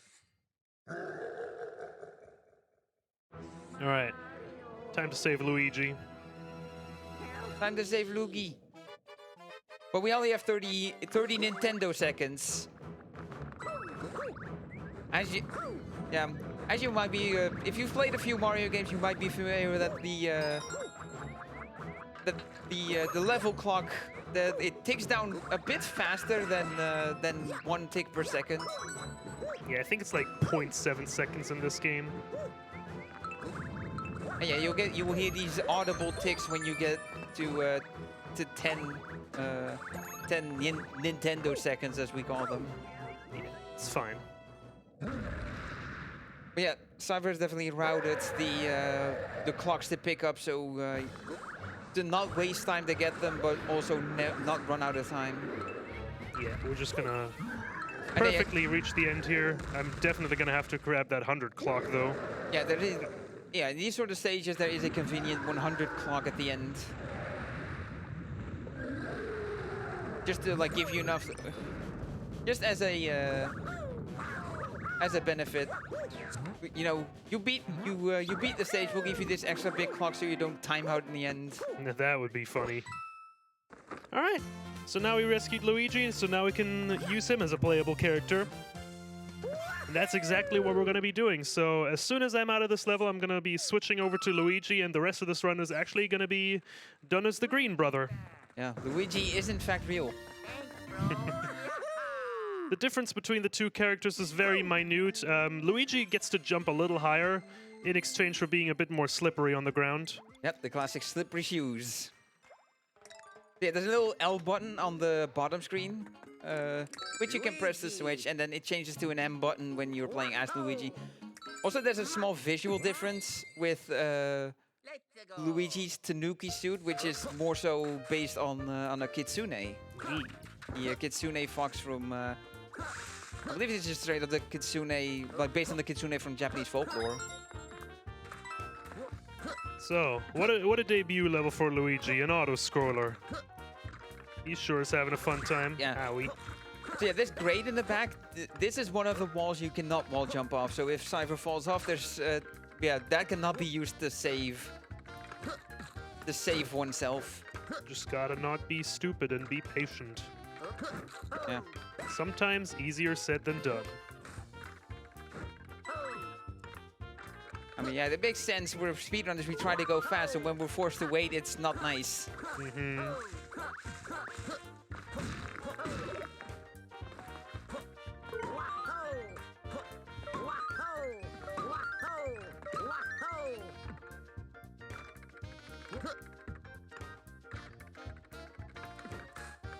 Yeah, not much else to say here. It's just following the level as it goes along, grabbing the star medals along the way. So yeah, Ugyu, you can go and take over. I do have a donation coming in. I have a €5 donation from Satanic Nerd saying, "Did I hear those amazing cube alien cutscenes in Mort the Chicken? Let's get to Yes. 3K in this run, guys." And with that, we are one step closer to the big 3,000 milestone. Yes. Let's see if we can get that within this run. Still got some time. Let's go. All right, so this level specifically benefits from having a regular Tanuki over a statue, because if you would statue in the water, you would sink to the very bottom very slowly, which is not that good. So this is a level specifically where a regular Tanuki is better to have. Yeah, yeah, we've mostly been talking about the statue Tanuki as a hindrance, but there are some ways in which we can make use of the statue property, and that will be seen later. All right, this is going to be interesting now. I kind of want that clock. I should be good to beat this level without a Tanuki. Yeah, because in the water it doesn't make that much of a difference. The only difference is that you do not have a tail swipe in your arsenal. There's no speed difference. Yep. Because the only speed difference, or like the main speed difference, comes from twirl jumping, which you cannot do underwater. Like I believe even on the surface or on the bottom of underwater, you cannot do it. If you try to do it, you'll just swim. All right, so where am I going to grab a backup? Actually, I think the mushroom house in this world should have a Tanuki, so... Yeah, because now you need to find two, because you need to find a proper one and a backup. Yeah, that'll work out. We skipped S2-3 anyways, because it's just a rework of the level that we skipped in the regular worlds, 1-4. It's just an equally slow level, 2 to 2.5 minutes, where you just sit on a platform and do basically nothing. Not that thrilling. All right. Also, yeah, more Mario 3 references with the Toad House music. This level is super fun. Yeah, 2-4. S2-4. Yep, pick up the box immediately.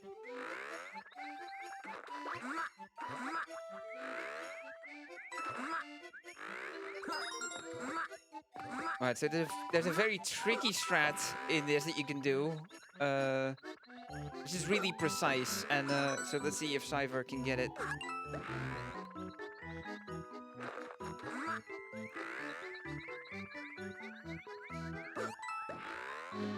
All the way up here. Right, let's see it here. Ah, too low. almost. You can make that if you like hit the propeller just a bit earlier. Unfortunate. So yeah, that one's similar to the box jump from 3-4, where if you're too low, you don't make it all the way up. If you're too high, you miss the star medal. At least you don't die when you're too low on this one. No, that is a benefit. All right. Only had a propeller box for box jump, it would be so much easier. Propeller box would break a lot of levels. Unfortunately, you can't carry them out of a level. And it makes sense that propeller stages that don't have propeller boxes aren't designed with them in mind. Alright, I'm gonna grab the backup right here. So yeah, we have the statue Tanuki now as our equipped power-up, which you can see the difference with the green scarf that Luigi is wearing, and then Mario has a red scarf for his suit. Neat little strat that we're gonna do right here. We're just gonna go ahead, hop out here, and then immediately get back into it. And now the green panels will have caught up. Yeah. So we can land safely and get to the next warp box. Yeah, another nice cheeky flutter to just get back in the box immediately. And we're gonna do a little awkward long jump around that. Yeah, lots of fun strategies, and this is all stuff that you wouldn't see in a regular any% or warpless run. Special Ending has so many fun strats. Yeah, it is nice that we have been able to come up with a category like this to show off the special worlds, but not have the run be like over 5 hours long, as we mentioned before. Yeah, the current world record for 100% is just barely under 5 hours. Yeah, I think your run for Hundo is around 5.5. Yeah, I think it was like 5:26. So yeah, it is very long. Yeah. So yeah, so for a split second, you could see a purple mushroom pop out of the thing. So there we have yet another gimmick added by the special worlds is poison mushrooms that, yeah, well, you take damage if you pick them up. They also were in the Japanese Super Mario Brothers 2 that, you know, over here we know as lost levels. I forget if they were insta-kill or just damage you in lost levels. I don't know. I haven't really played a lot of lost levels. I haven't played it either. I've like seen it in action. Right. Fortunately got hit there and lost my Tanuki again, but it should be fine. I say that right as we enter one of the hardest worlds in the run. Special World 3 is very much packed with hard stages. Yeah, so yeah, on the plus side you have the Tanuki you prefer. On the downside is you don't have a backup now. Well, we'll see how it goes. Almost every single stage in this world is quite tricky. Also, yeah, one thing to note that you will have seen already from the map select here is that, yeah, for the special worlds, all the stages are available right away, so you can play them in any order. Yeah, the only caveat to that is that each of the final levels of a special world have a coin requirement to them. Nice. So yeah, very open vertical stage, so very nice to just flutter around, cut off sections of the stage.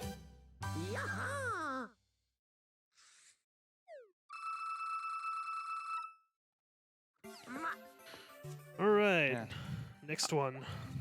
Yeah. I think I'm good to stay on one Tanuki for now. Also, something to mention is that this game is somewhat made with speedrunning in mind, in the sense that there's the game tracks your individual level times in the aforementioned Nintendo seconds, and you see them at the end. There we go.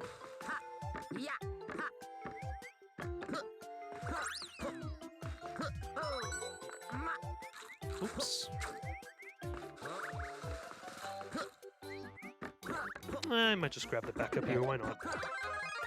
Might as well. It's right on the way. Yeah. So here, long, square, and rectangular This is fine. moving panels. Where have I seen in what Mario game for the GameCube have I seen this before? Don't talk about it. I'm traumatized from that game. But it has crowd control now. It is a fun game, but oof, it's a bit rough on a completionist like me. I mean, yeah. Some of those blue coins are, like, actually, how do you find that?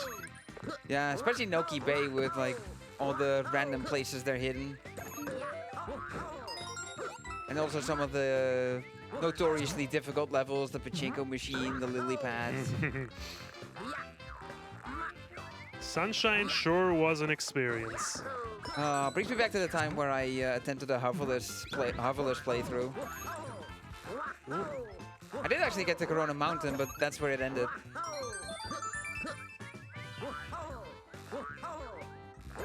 But yeah, I actually learned the clipping Yoshi out of bounds to get to the lily pad shine entrance. Oh yeah. You clip out of bounds in the market. Sunshine is also a pretty funky game when it comes to glitches. Alright, we're moving right along here. We had a bit of a breather, and now we got a mystery box coming up here that should be a golden one. Yes, sir?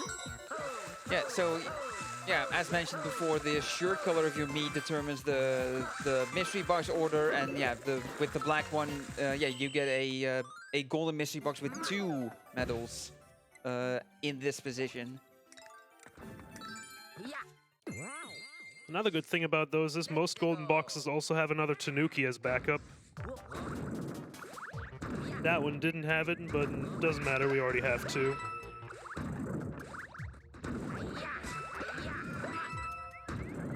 I wonder, can you theoretically get infinite coins from parrying the boomerangs, or does only the first one give a coin? Not that it's worth, because it's just you'll get a 1-up when you reach 100, and then it takes back to 0 when you do it all Wow, over again. that's just rude, honestly. All right, now I'm gonna have to improvise here. Well, that didn't work.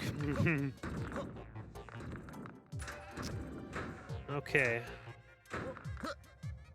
Let me get out of here. Where do I grab backups now? What's the next level? Oh, I absolutely want Tanukis for that. There should be one in the regular worlds. Yeah, I that you think can I'm gonna also go grab. back to the Mushroom House in World 2. Yeah, when you're out of Tanukis, you're kind of in an interesting position as to what you're gonna do next.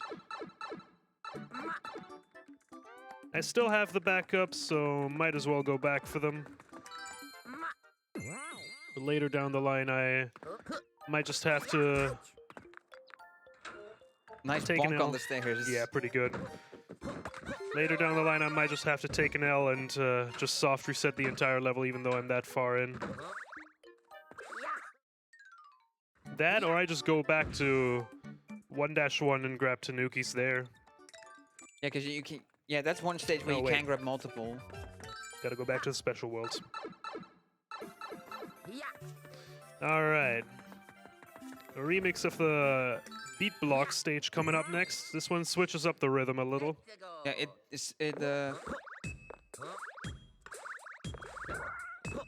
yeah, the beat goes different. So yeah, when we had this stage before in the regular worlds, yeah, they would individually turn on and then individually turn off. But here it's just it switches which single color is active.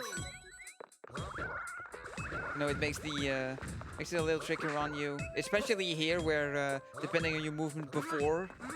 Yeah, there will be a different color active, so you have to act accordingly with, like, if you choose the wall jump or land on the yellow platform or the blue platform. Ooh, didn't get the bounce, that's rough. Oh my god, that almost blocked me. Almost died there, yeah. And I'm back to no Tanuki. I'm hanging on, just barely. Alright. I think we're gonna go back to S11 here and grab some quick Tanukis.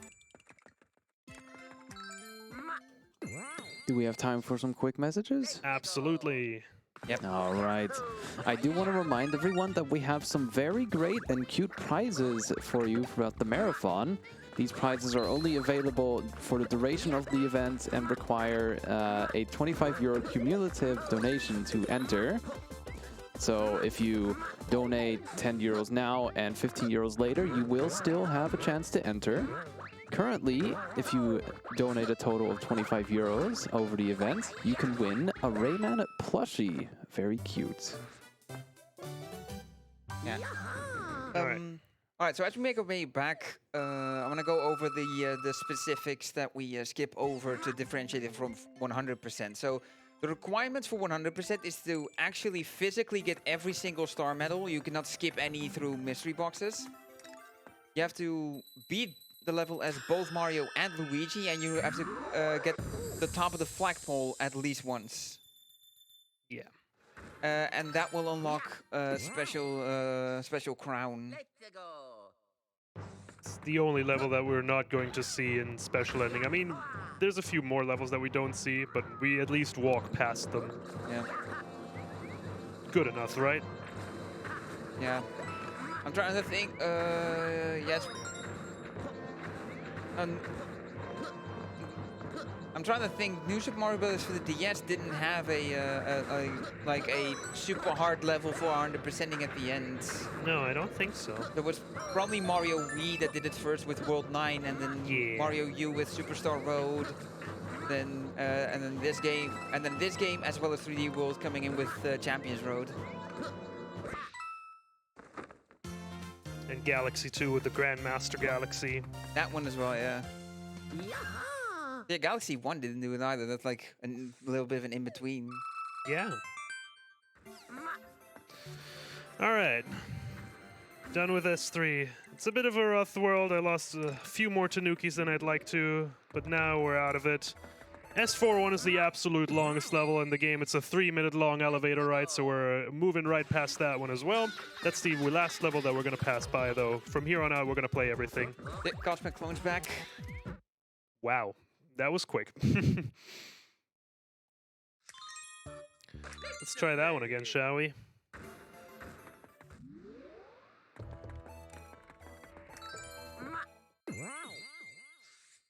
Let's go.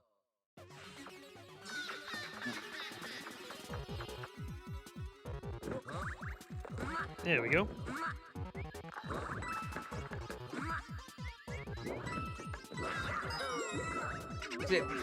These types of ghost levels where you have like these panels that don't become visible until you get near them.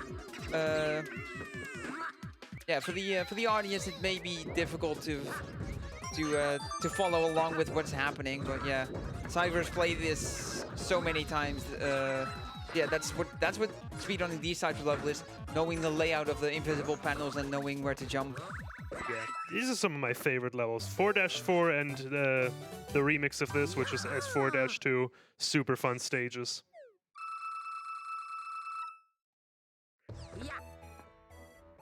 S4 is a bit of a nice little breather in between S3 and S5, where it starts picking up again.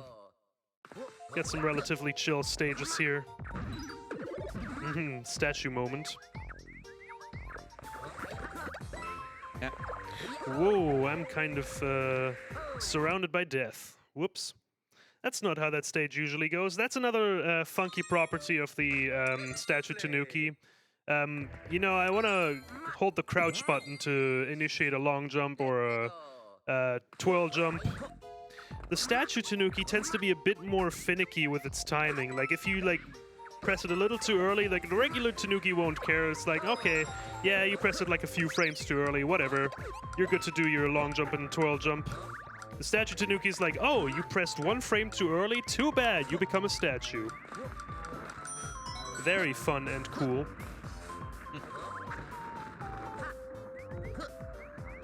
Yeah, up here. So yeah, this is an example of a medal that you were intended to get with the boomerang flower, but as you can see, you can just jump over the Tanuki and flutter. Yep. Yeah, it's one of the unfortunate cases where you don't really have star coins that you would specifically have to get with the boomerang. You know, it's a little. In the interest of speed, we do what we do, but it's just a little unfortunate because the boomerang flower is cool. It's a cool It power is a up. fun power-up, but unfortunately, it would mean trading a Tanuki, and yeah. Yeah. So here we have S4-4, and yeah, the landing on the Goomba at the start of the stage that the game does for you is to signify that, yeah, here you get a plus 10 clocks by eliminating enemies. Yep. There's a few stages like that where you have a tight timer, but there's no clocks scattered around the level, and you have to actually defeat enemies to get a bonus time. Yeah, this is usually announced to you by the fact that at the start of the stage drops you on top of an enemy. S4-5, one of the few levels that isn't quite a remix. Like, it has some elements from 3-3, but it is rather unique in its aesthetic.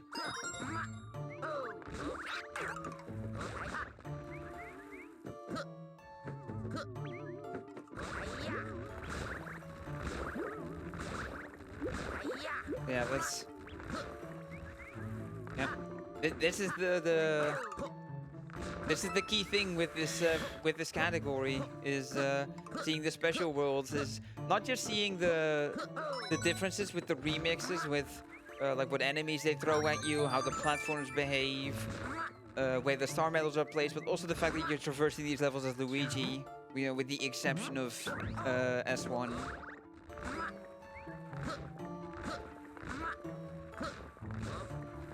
Nice. Exactly 1 coin to get a 1-up. Getting some more funky noises from behind the tech desk there.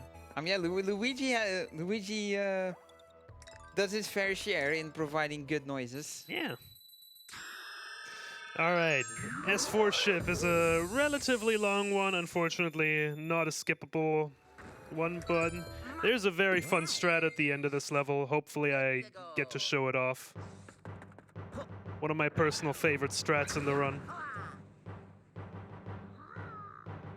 first we got quite a bit of level to go through.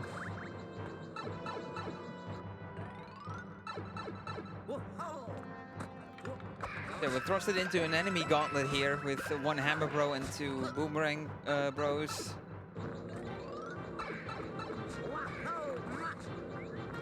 There's a red exclamation block over there. If you were to hit that, a block would pop out next to it, and yeah, you can see it here as you hit it. There's a lot of boomerangs. There's a lot of boomerangs. I'm scared. This is fine. Yeah, they come out. You can hear the ticking sounds. Oh, we have a friend. Hello, I'm gonna jump over you. Goodbye. Good. Yeah, you can hear the ticking for when it reverts back. Now we've got a fight with Boom Boom here, and yeah, the gimmick here is that the blue and purple areas are gonna alternate having their spikes go up, and yeah, they will act as walls for Boom Boom when he's moving around like this.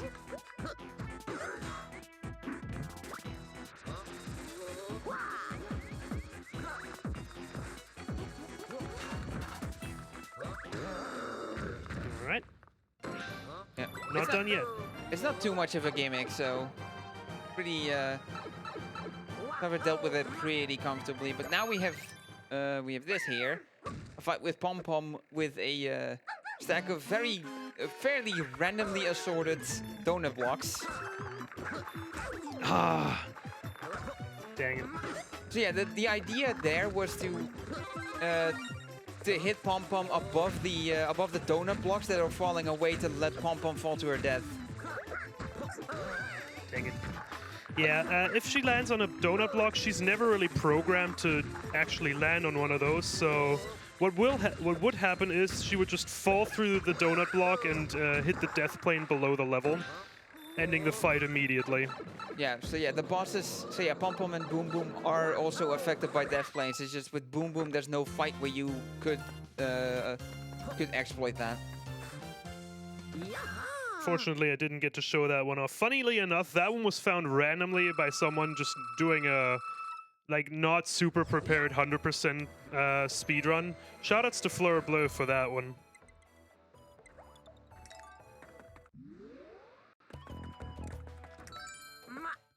Alright, so now we're done with roughly 3/4 of the game. Yep. Heading into the special 5. Yeah. Booze and flip drop pants. Yeah, this is somewhat of an original stage. Little new skip right there. Another one that just some random person in my chat found. Again, not a speedrunner of the game. Yeah. It's just those little stupid ideas that you just wouldn't have. This is like, what if you just tried jumping to the next area without using the warp box? I Yeah, just sit there like, haha, that's funny, that's not going to work, and then I try it and then it actually works, and I'm like, wow. Now I look really stupid. Sometimes it just do be like that. Let's go. Right, create a cosmic clone. So unfortunately, when you're playing as Luigi, you don't get a Luigi version of the cosmic clone. It is still a Cosmic Mario. But that means we get to hear Yippee, so it's fine. Just wait for this guy there. That can be a bit tricky because it's a tight area. Just wanted to take that a little safer. This level is basically exactly the same as 7-2 minus the Cosmic Clone. Yeah, so that's the gimmick for this. Like, the star medals are in the same place, I'm pretty sure. Yep, everything is exactly the same. It's Like, only yeah, a Cosmic Clone is chasing you. The cycles aren't any different. Like, even this is the same where there's the spike bar on the top platform.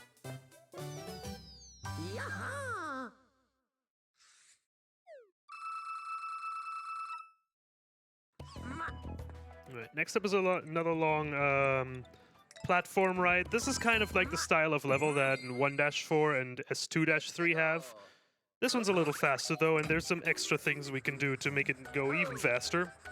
Yeah, and if I'm not mistaken, this is where we'll see a somewhat convenient application of the statue Tanuki.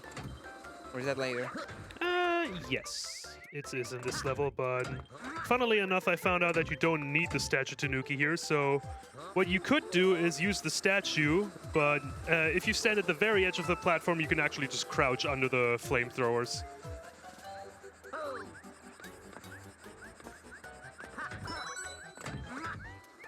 Also, I believe if you make contact with an enemy as a statue, I do believe you defeat them. I'm not sure, but you're definitely not taking damage. That's Except that's when for it's a certain. cosmic clone. The Yeah, cosmic clone ignores the statue. Yeah. Hey, I mean, even if it would work, it wouldn't do anything because since you're not moving as a statue, the cosmic clone would just stay in place with you as well. So you would take damage as soon as you I unmorphed. want that. Thank you. So I guess that's just a just smart design to not trap the player in that, and just have the cosmic clone override the I mean, statue form. they're not trapping the player's trapping themselves effectively. Just thoughtful in a way, I'd say. Yeah.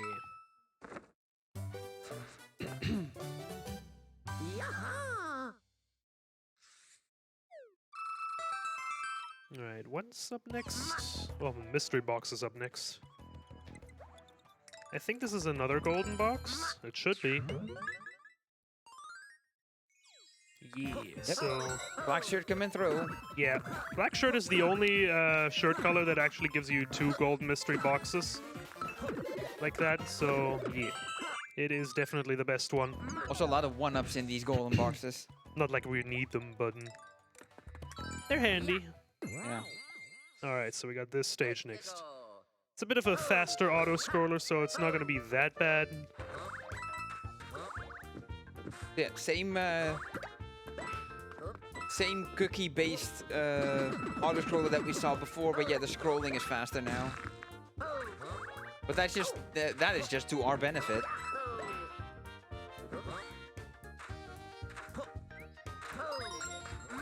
Whoops, missed that. This is fine. Still works. Okay, so what I would try to do there is just a long jump onto the B and then basically have skip the warp box.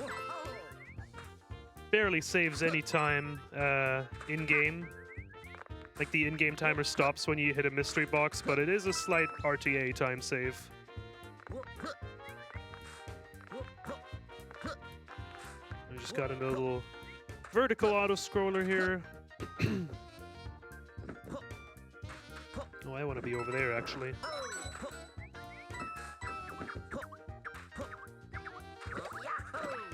Do you want me to read some messages? Sure thing. Okay. As I saw mentioned in the chat earlier before, you can consider using your free monthly Prime Gaming subscription right here on the ESA channel, which will give you access to all the ESA emotes as well as several BSG emotes. And you also get to support both the events with your Prime subscription. And it's free. That if you have Amazon Prime, that is. Yeah, it does come free with Amazon Prime. Right, this is going to be a pretty fast ghost house.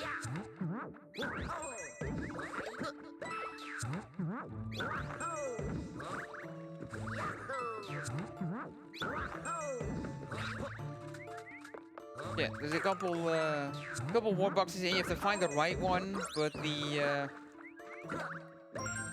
giveaway is the coin being present next to it. And yeah, there's also these rooms where there's one single lone Goomba, and that has the star coin. So that's where the star medals are hidden. So if you've played this stage yourself and have been having trouble finding the star coins, yeah, this is where they are. Yeah, you gotta watch for the stray Goombas that don't belong into the rooms. Yeah, and I'd say it's fair that it would be tricky to find them since there is a room with Goombas, and you know there's no stray Goombas, so no star coins. So you know it makes sense that you wouldn't expect Goombas to have star coins elsewhere. It's like the fact that they're there in a room full of a different type of enemy that's supposed to tip you off on it. Yeah, kind of weird design, but I find it interesting that they made it possible, that they made it a thing that enemies can hold star medals. But it's rarely used. I think only there. Yeah, I think that's the only level where it's used. So yeah, here's another stage where yeah, you get dropped on top of an enemy and you get a 10 clock. So yeah, this is another stage where you have to defeat enemies to get 10 clocks and time extensions. A little awkward long jump that I'm gonna do here, and I actually missed it. That's a bit tight, but it's okay. Yeah, we have a backup, so no soft reset here. Let's just try it again.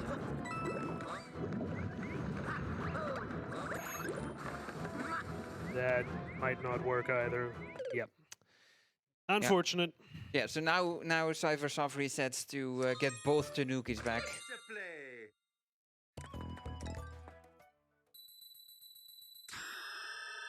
Got some more time for plugs. Yeah. I have not seen any new donations come in yet, however. I guess I can plug the incentives once again. We have the Evil Within 2 New Game Plus, where you can choose a character outfit. You can choose Classic, Drifter, Professional, or Survivor. Currently, none of those are winning, but if you donate, you can choose which outfit it will be.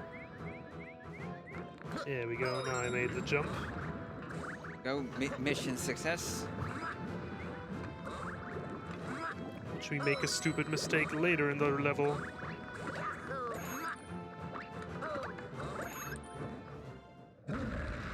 Also, in these special worlds, yeah, we have Dry Bowser, who first appeared in New Super Mario Bros. For the DS.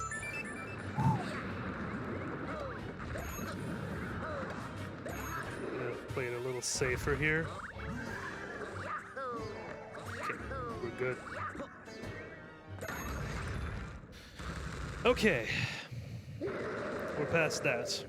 Yeah, so we got three. Yeah, we got three worlds left, and then a little bit of an ending sequence.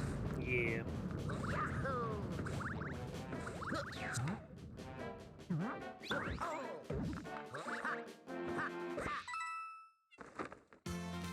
All right.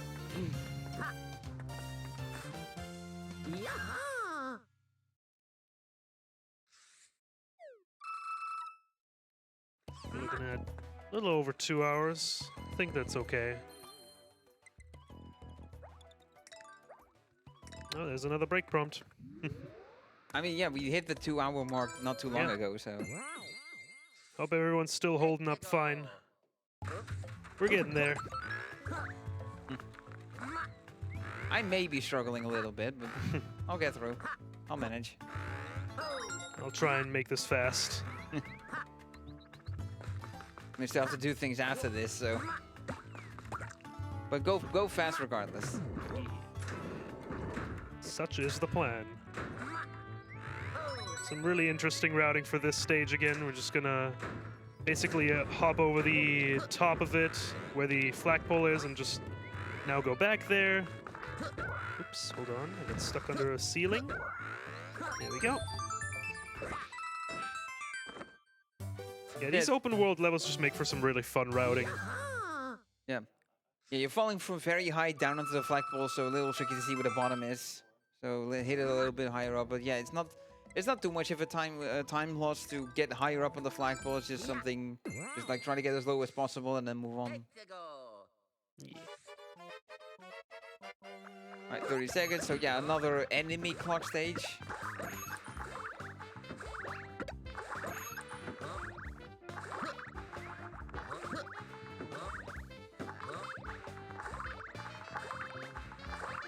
We do be twirling though. Yeah. I must admit, I never thought I would get past Special World 3 as a kid. Special World 3 is really tough. I did have this on I a think- 2DS. Yeah. I think I got stuck at S5 Castle. Sounds about right. Stages are definitely a bit tricky in casual play. Some are still tough in the speedrun. Yeah, it's like the trade-off. Like you do things to make it easier on yourself, but you're also doing a lot of difficult things. Yep. Alright, this is a fun remix of 2-2 here. Let's go.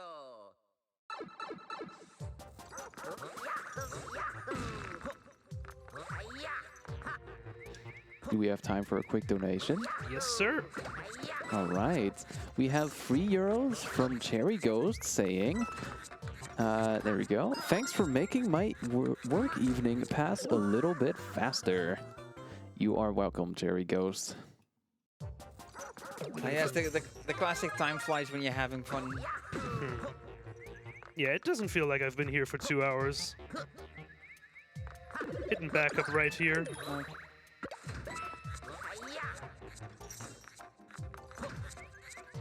Let's try this again. Oops.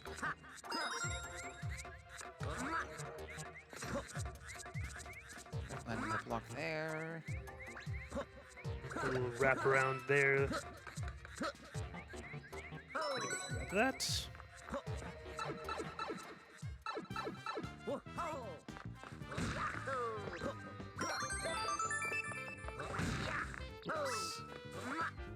It's stuck on the little ceiling there.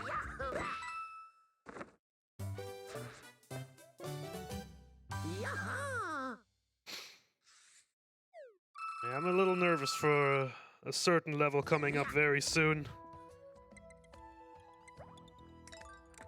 It's not this one yet, but definitely can mess me up a little as well. Yeah, more rotating blocks you'll have to traverse with a cosmic clone on your tail. In this case, literally, since you have the power up. Statue, please.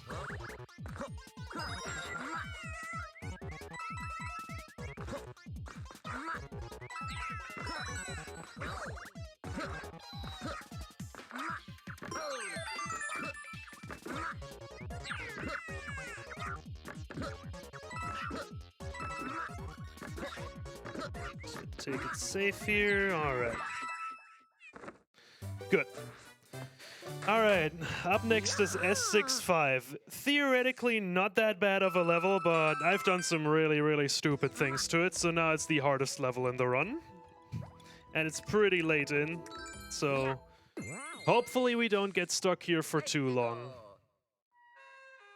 But if I land this, I believe in you. it's gonna be very fun. This is such a cool strat.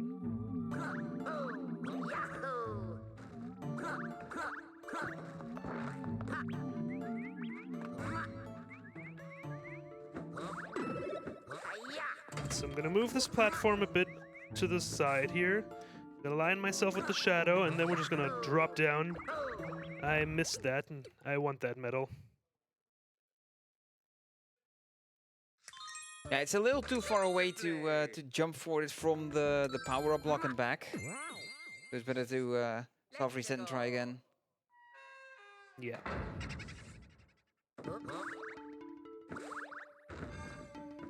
Just gotta start fluttering at a specific height to land on the block as well as get the star medal. There's not really a great visual cue for it.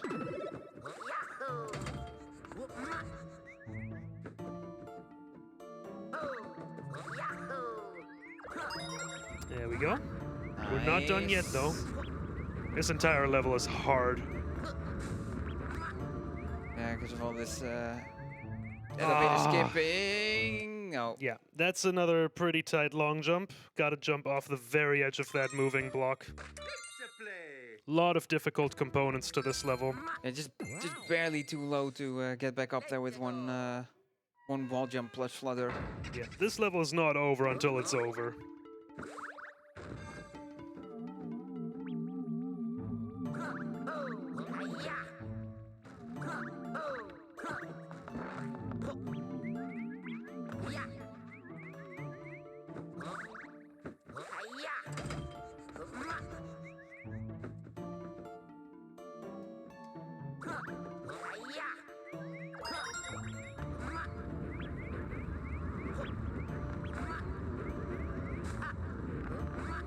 That should work.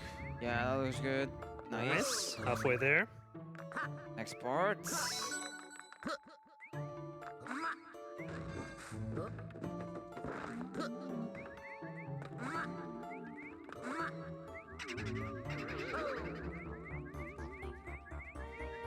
Nice. Excellent.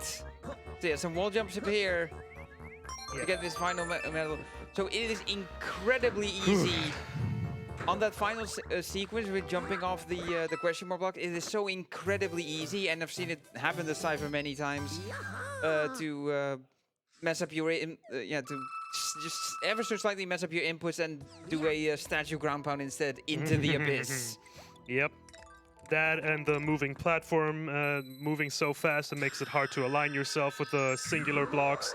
That and Luigi being slippery makes for a very, very tricky stage. I'm glad I got to show that off, though, even though it took me a couple of tries. Let's go. Right, another little bit of auto-scrolling going on here. But honestly, I appreciate the break after that level.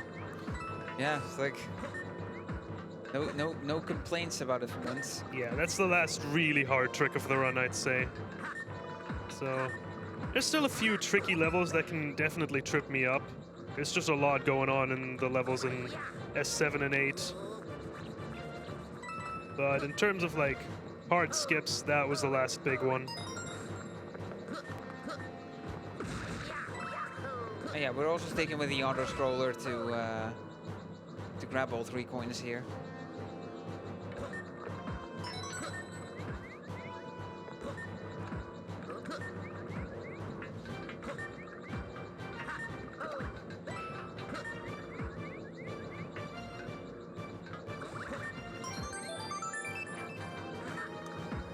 Gonna go a little ahead here.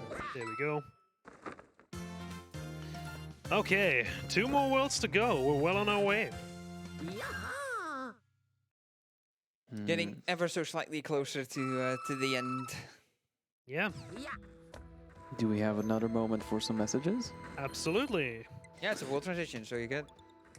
Yes, I would like to mention from that previous donation that it went to The Evil Within 2 New Game Plus, and it selected the professional outfit. So that Bid War incentive is currently in the lead. Also a random question from Tech. Would you like your water bottle refilled? That's fine. Okay. I would like to remind the chat to stay hydrated as well. If everything goes well, this one will be like only 20 or so minutes more, so should be fine until then.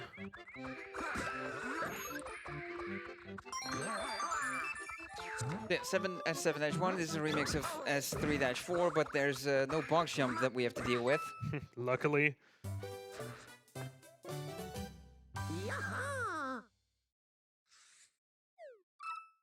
Alright. Next up is another beat block level. This one will also throw a cosmic clone at us, so beat blocks and a cosmic clone make for quite the interesting combination. Yeah, and it's also the fastest beat blocks where it's where only one color is active at a time. No, that's the one. Oh no, this is the normal ones. Okay, never mind. Yeah, S35 is the only one that has like this one at a time rhythm. Oh, I was bound to get something wrong at some point. Yeah, I would like to mention that Double doesn't actually run this game, so he knows a lot about the game without ever having run it himself, so... Yeah, it's just me from like being interested in the run from a viewer perspective, as well as just like watching Siver a lot running the game, as well as well, that was like stupid. asking questions and stuff out of interest. Yeesh. Yeah, I'm dying here. No way of recovering that. I missed the medal, so I wanted to backtrack. I forgot that medal is there. Yeah, I have this tendency to just pick up a decent amount of speedrun knowledge from games I don't actually run myself. Alright, round 2. Yeah. Like your earlier run, the earlier run you did earlier, this event of Avatar Into the Inferno, I don't run that either. Yeah.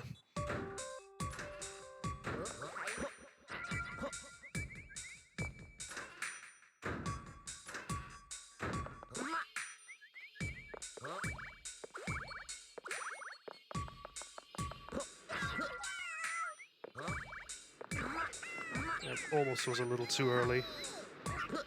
Right, don't forget the star medal this time.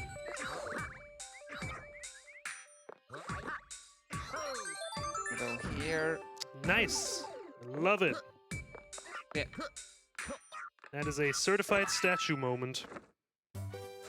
Yeah, when you statue in a Cosmic Clone level, it's just over. The Cosmic Clone immediately catches up to you and your Tanuki's just gone. Yeah. But better for it to happen here than in S6-5. True. Yeah, we can pop the Tanuki at the start here. I forgot that moves. Just like, oh, you think you have floor? Psych. Went from the floor is lava to the floor is nothing. Just pulled it away from right under me.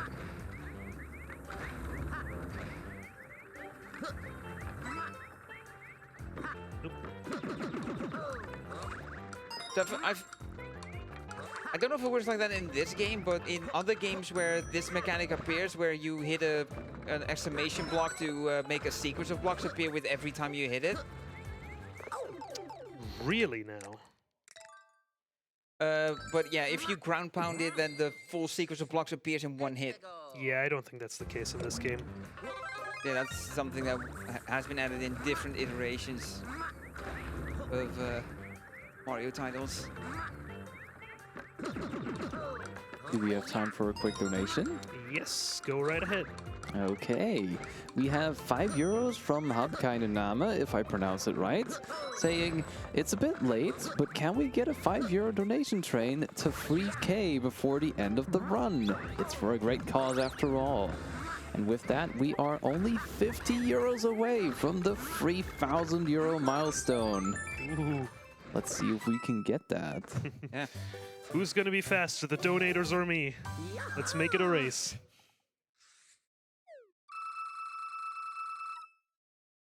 All right. If the donators meet 3,000 before the end of this run, I'll throw another 50 on top. There's your sub incentive. Now it's getting very interesting. There's the wager. I'll put a wager on this. All right, so now we're gonna do some funky stuff here. So I've skipped a few levels, but yeah, obviously that comes at the cost of a few star medals. So what I'm gonna do now is I'm gonna actually quit out of the game and go into my settings.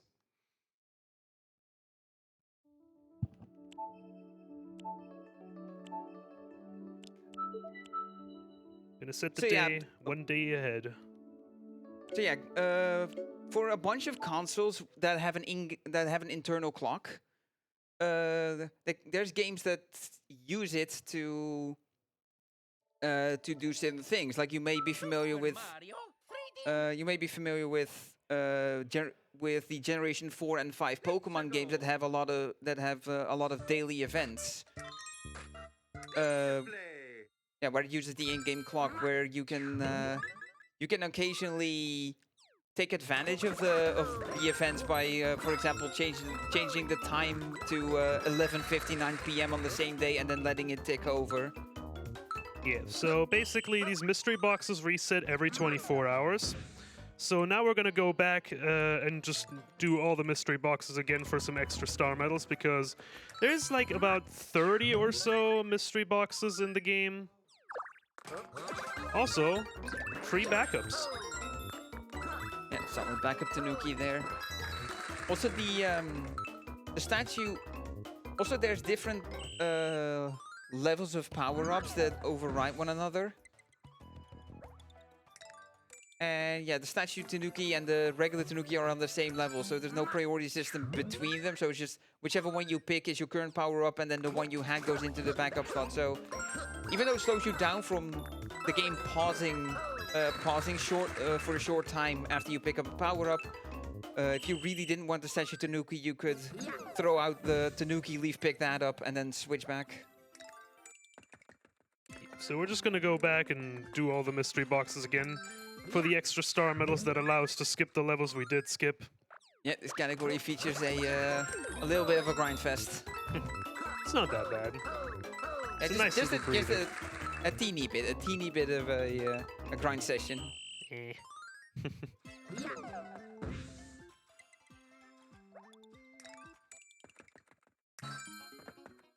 So yeah, when routing this category, I had to actually go through every single shirt color and play special ending once with that to like determine the best set of mystery boxes. So even post reset, black shirt color is still the best because it will give us one more golden box in just a bit.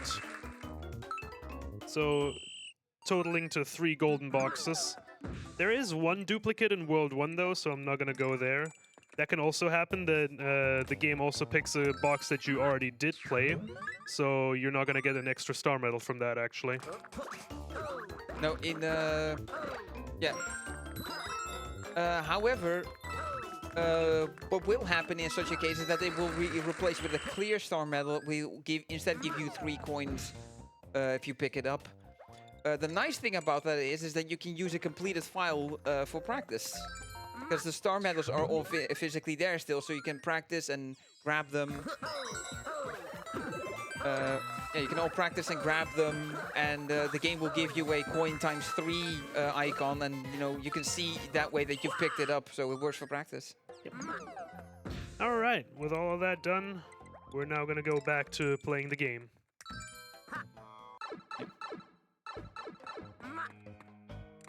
Right, 7-4 of the S variety. Flip swap panels again. Let's go. Yeah, I think we're good on star Cosmic medals. Should be good.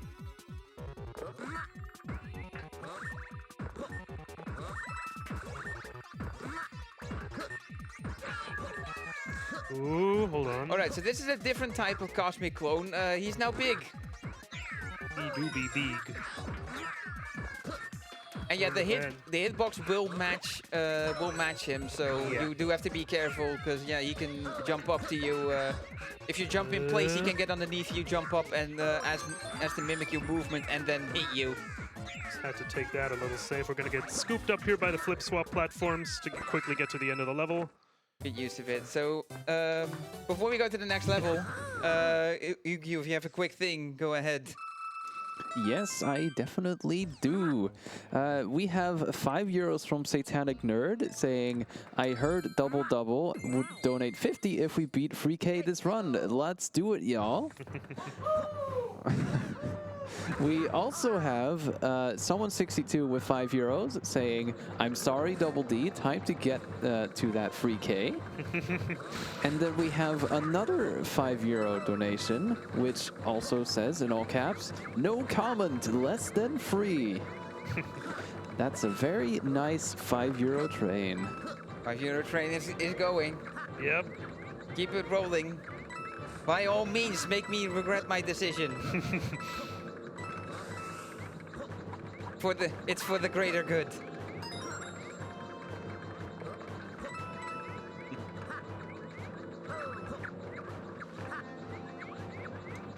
Did you want me to say any more messages? I mean, if you want to.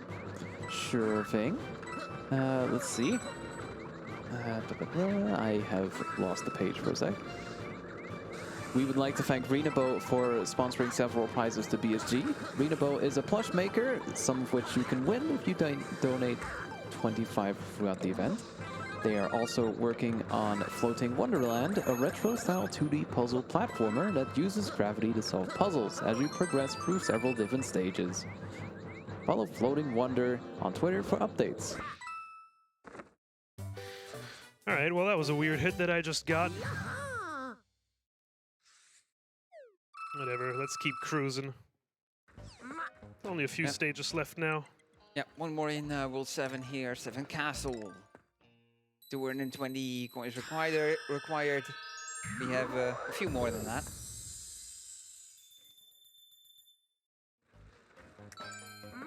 This is another pretty evil stage, especially casually. So you know how some stages have a tight timer and other stages have a cosmic clone? This one has both. Oh yeah, I recognize this stage. So this is actually where I got stuck personally playing this casually, is this stage here. Yeah, this stage is evil. Is this S7 Castle, so I got further in this than I apparently remembered. Take that one a little slow. Yeah. I could also like, yeah. Yeah, another thing to keep in mind is that big Cosmic Clone breaks those pillars. So, this is fine. Yeah, and there will be a stage later where one of the star coins will be hidden inside one of those pillars, and you have to actually lead the Cosmic Clone to it to break the pillar so you can pick up the medal.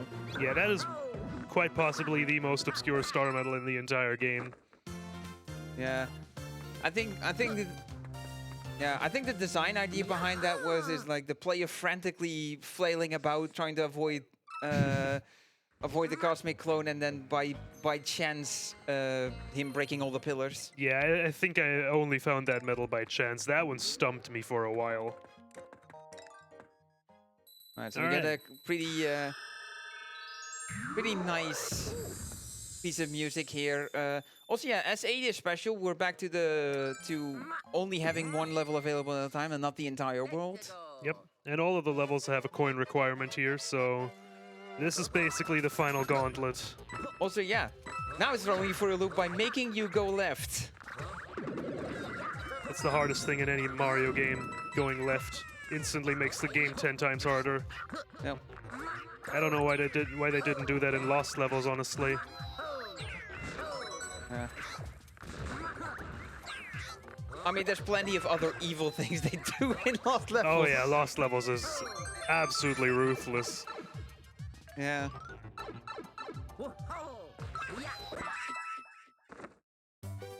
Right, Oogie, I think we have a special thing, so go ahead.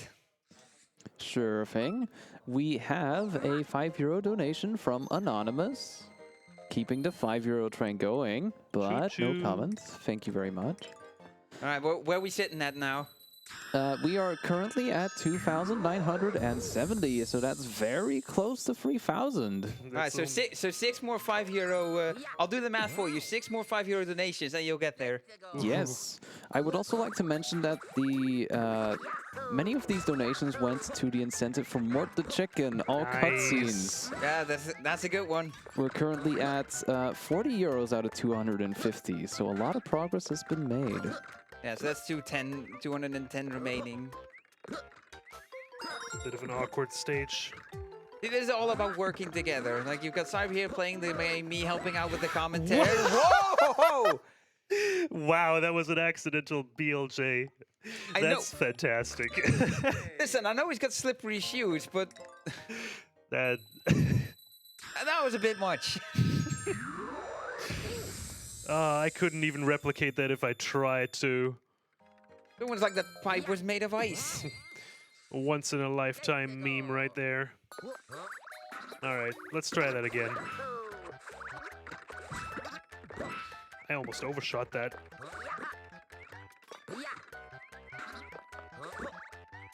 But yeah, everything that's happened here at BSG has been a team effort. Like, I've had the been fortunate to have, you know, co-commentators for my runs set up, and you know, it was really nice to have Green Snowduck on when I ran a good job. And yeah, me helping you out here, and everyone watching, donating. I'm stealing your job, Oogie. I'm sorry.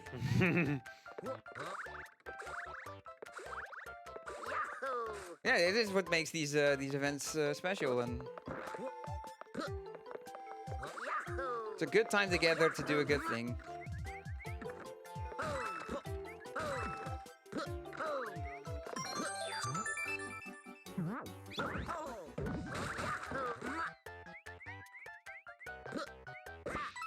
The one down. All right, another really, really evil level coming up next. S83 is another one that definitely blocked me for quite a while when I first played this. So what you're saying is, if I manage to get past S7 Castle, this is where I'll get stuck next. Basically, yeah. This is another castle level. It's got a tight timer and it's got a big cosmic clone, so it's basically. Is this the stage with the pillar? Yes. Ah, yeah. I forgot which stage it was, but I remember that it existed. Yeah, so it's this castle with the swinging spike bars.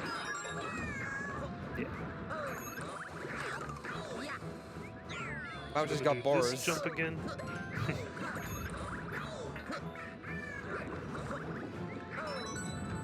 Yeah, this is another stage where the star medals are in a different place compared to the stage it remixes. And yeah, among that is This pillar right this pillar here. up here. Yeah. Yeah. Yeah, you can't tail swipe inside to grab it, so I reckon I reckon it may just not exist and be spawned in when the pillar breaks. Maybe. Can I get some assistance with a charger here? I'm about to run out of battery, and I'm not sure if I can beat it. It's a bit tangled.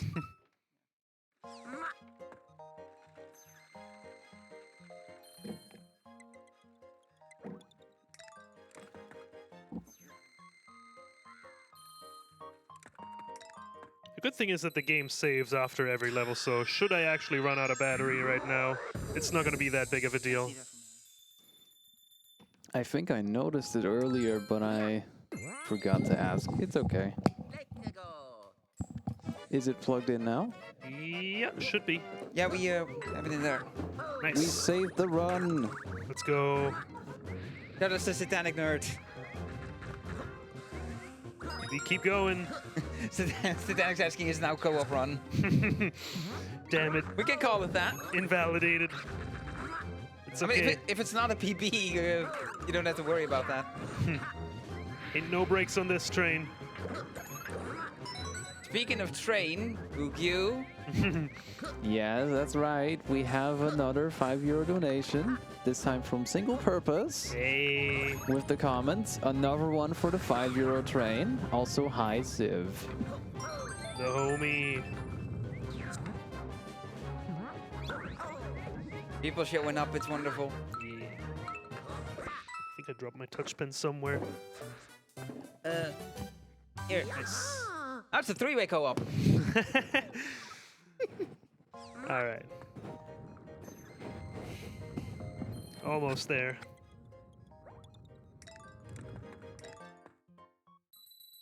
Yeah. You're getting pretty close to the end now. Yeah, we Yeah, just passed my PB. It was a 2:35:48. So, unfortunately, no marathon world record today, but that's okay.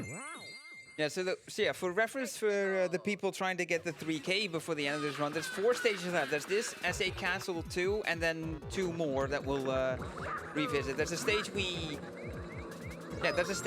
completely skipped over during the first half, and yeah, we're gonna revisit that. And then there's a level that we will replay to actually trigger the proper special ending. Yeah! Yippee!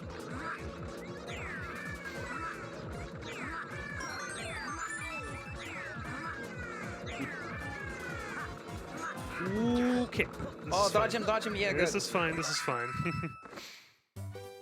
See, benefit of regular Tanuki, no statue. Yeah. May I make a quick announcement? Sure.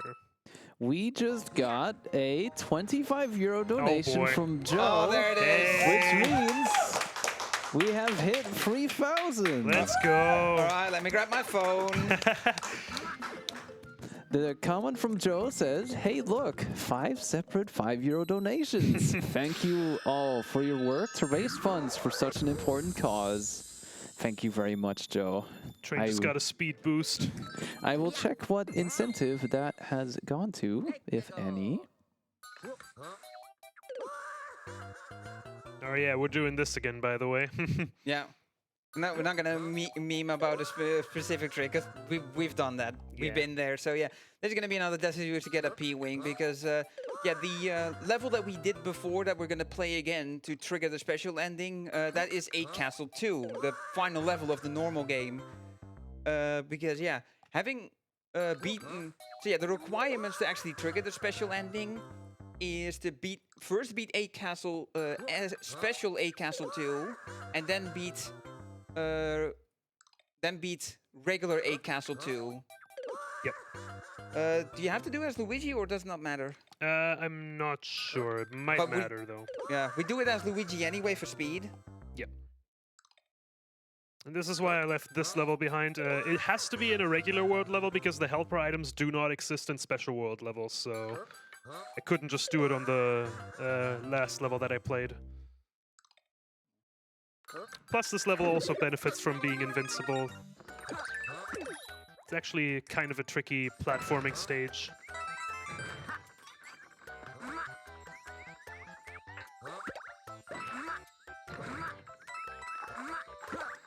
I have checked what incentive it has gone to, if we have a moment. Yes, the incentive also went to Mort the Chicken all cutscenes. You love to see it.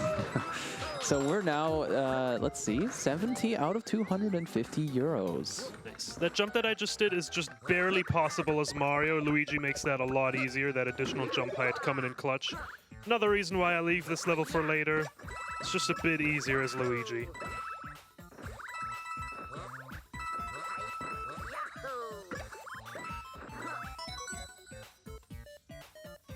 And right here, the invincibility Tanuki is going to come in incredibly handy.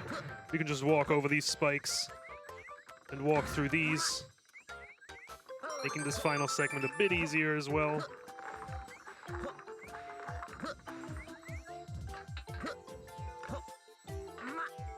Get up there. All right. So now we got the last 3 medals that we need. So now we're going to go all the way back and beat the final level of Special 8. But yeah, but we have something special. It's not going to be the same playthrough that we had before. Because there is there's a skip at the very beginning that you can do, but it skips over star medals, which is why we cannot do it in the first run. But we will be doing it there once we beat SA Castle here. Yeah, this is the true power of hyperspeed that I referenced earlier. But yeah, you'll have to wait for that one. We're going to have one more level before that.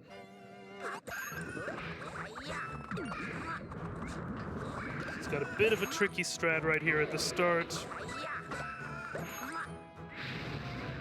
Nice.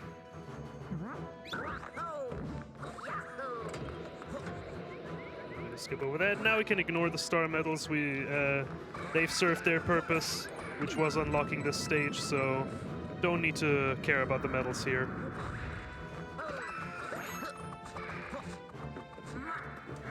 Shall I share some quick donations again? Sure thing. We have 5 euros again from Luna/12 saying, "Aight, joining in too. Good luck with Toaster Skip." And another 5 euros from Carry On, if I say it right. Nice. Keep the train going. Also hype for the run, less than free. All the homies are here. I gotta be a bit careful here. I do not want to lose this Tanuki. Nice. Bowser's just gonna finish his stomp here. And then we're sending him off for the very last time.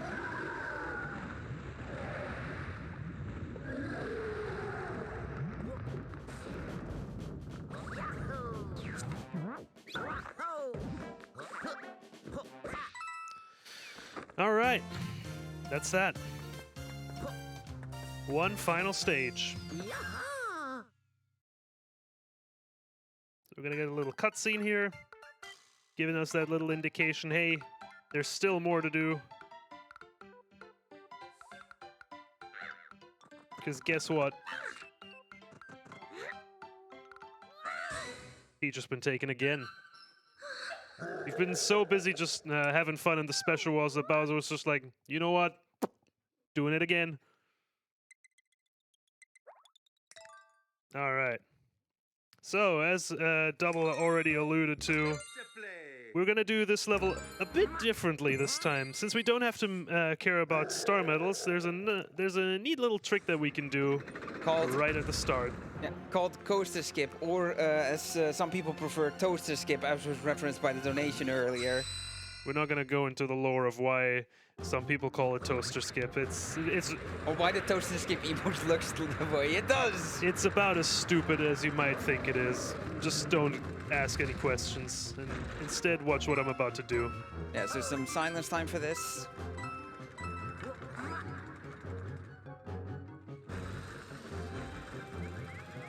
That looks okay. Yeah, look at the speed here that Luigi has right now. And Nice! First try. And with that, it's outside of that, it's a. I'm gonna use the P-wing here. So this is a thing you can do as a sort of beginning runner, is what we call the double P-wing strat. But yeah, use the P-wing to fly over here and then die another 10 times in the Bowser fight to get another P-wing. And that is faster. That was a good snipe. That is faster right than doing the Bowser fight proper still, by the way. Yep. Or should we actually do it for memes? I think I'm gonna do the Bowser fight, actually. We have the time to do so. Yeah. It also gives Oogie time to read something. Yeah. Something particularly interesting, I would say.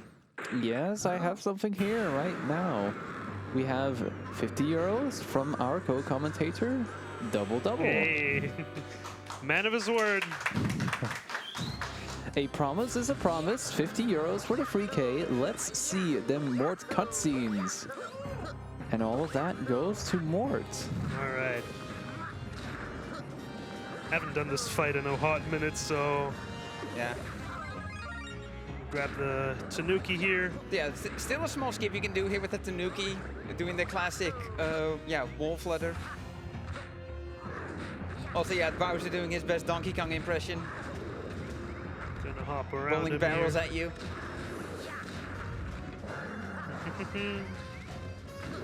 I saw a monkey do this once, I think it'll work.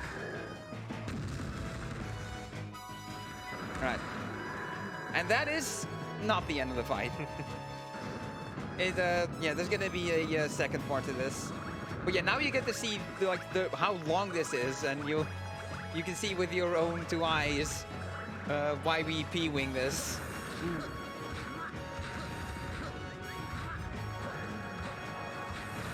E. It's a bit close there.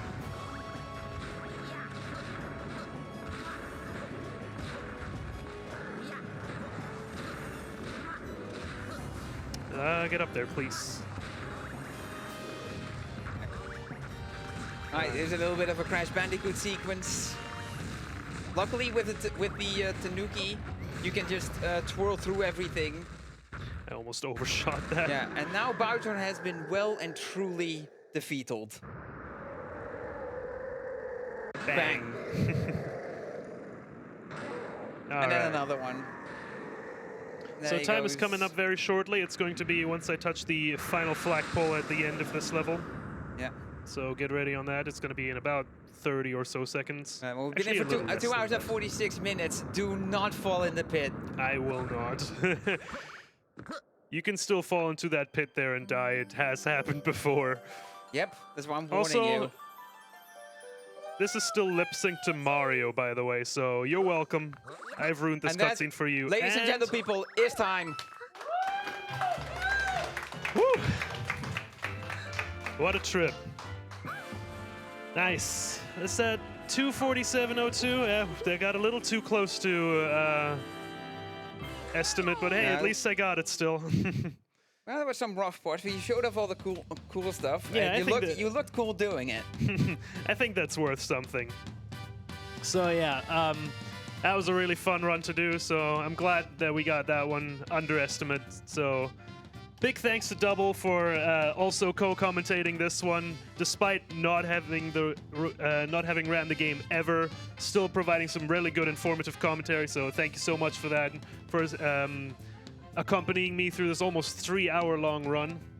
Yeah, no worries. It's thank you for having me and allowing me to basically having a front row seat here. Yeah, I also want to give a big shout out to the entirety of the 3D Land community, Zelda Cube, Cosmic, J-Dude, Pro Noah, Revelite, all the people that are there, streaming the game every once in a while, doing attempts, keeping the game alive, getting new PBs, finding new strats. I see all of you. Love you guys. And also shout outs to all the homies that showed up in the chat. Yeah, shout outs to all the donators as well for forcing me to do the thing I said I would do. Yep. 3K hype, and let's roll that through into 4K hype and more K hype. See how far we can go. All right, thank you so much for that beautiful, beautiful Mario run. We're going to be switching it over to Code Vein, run by Clover.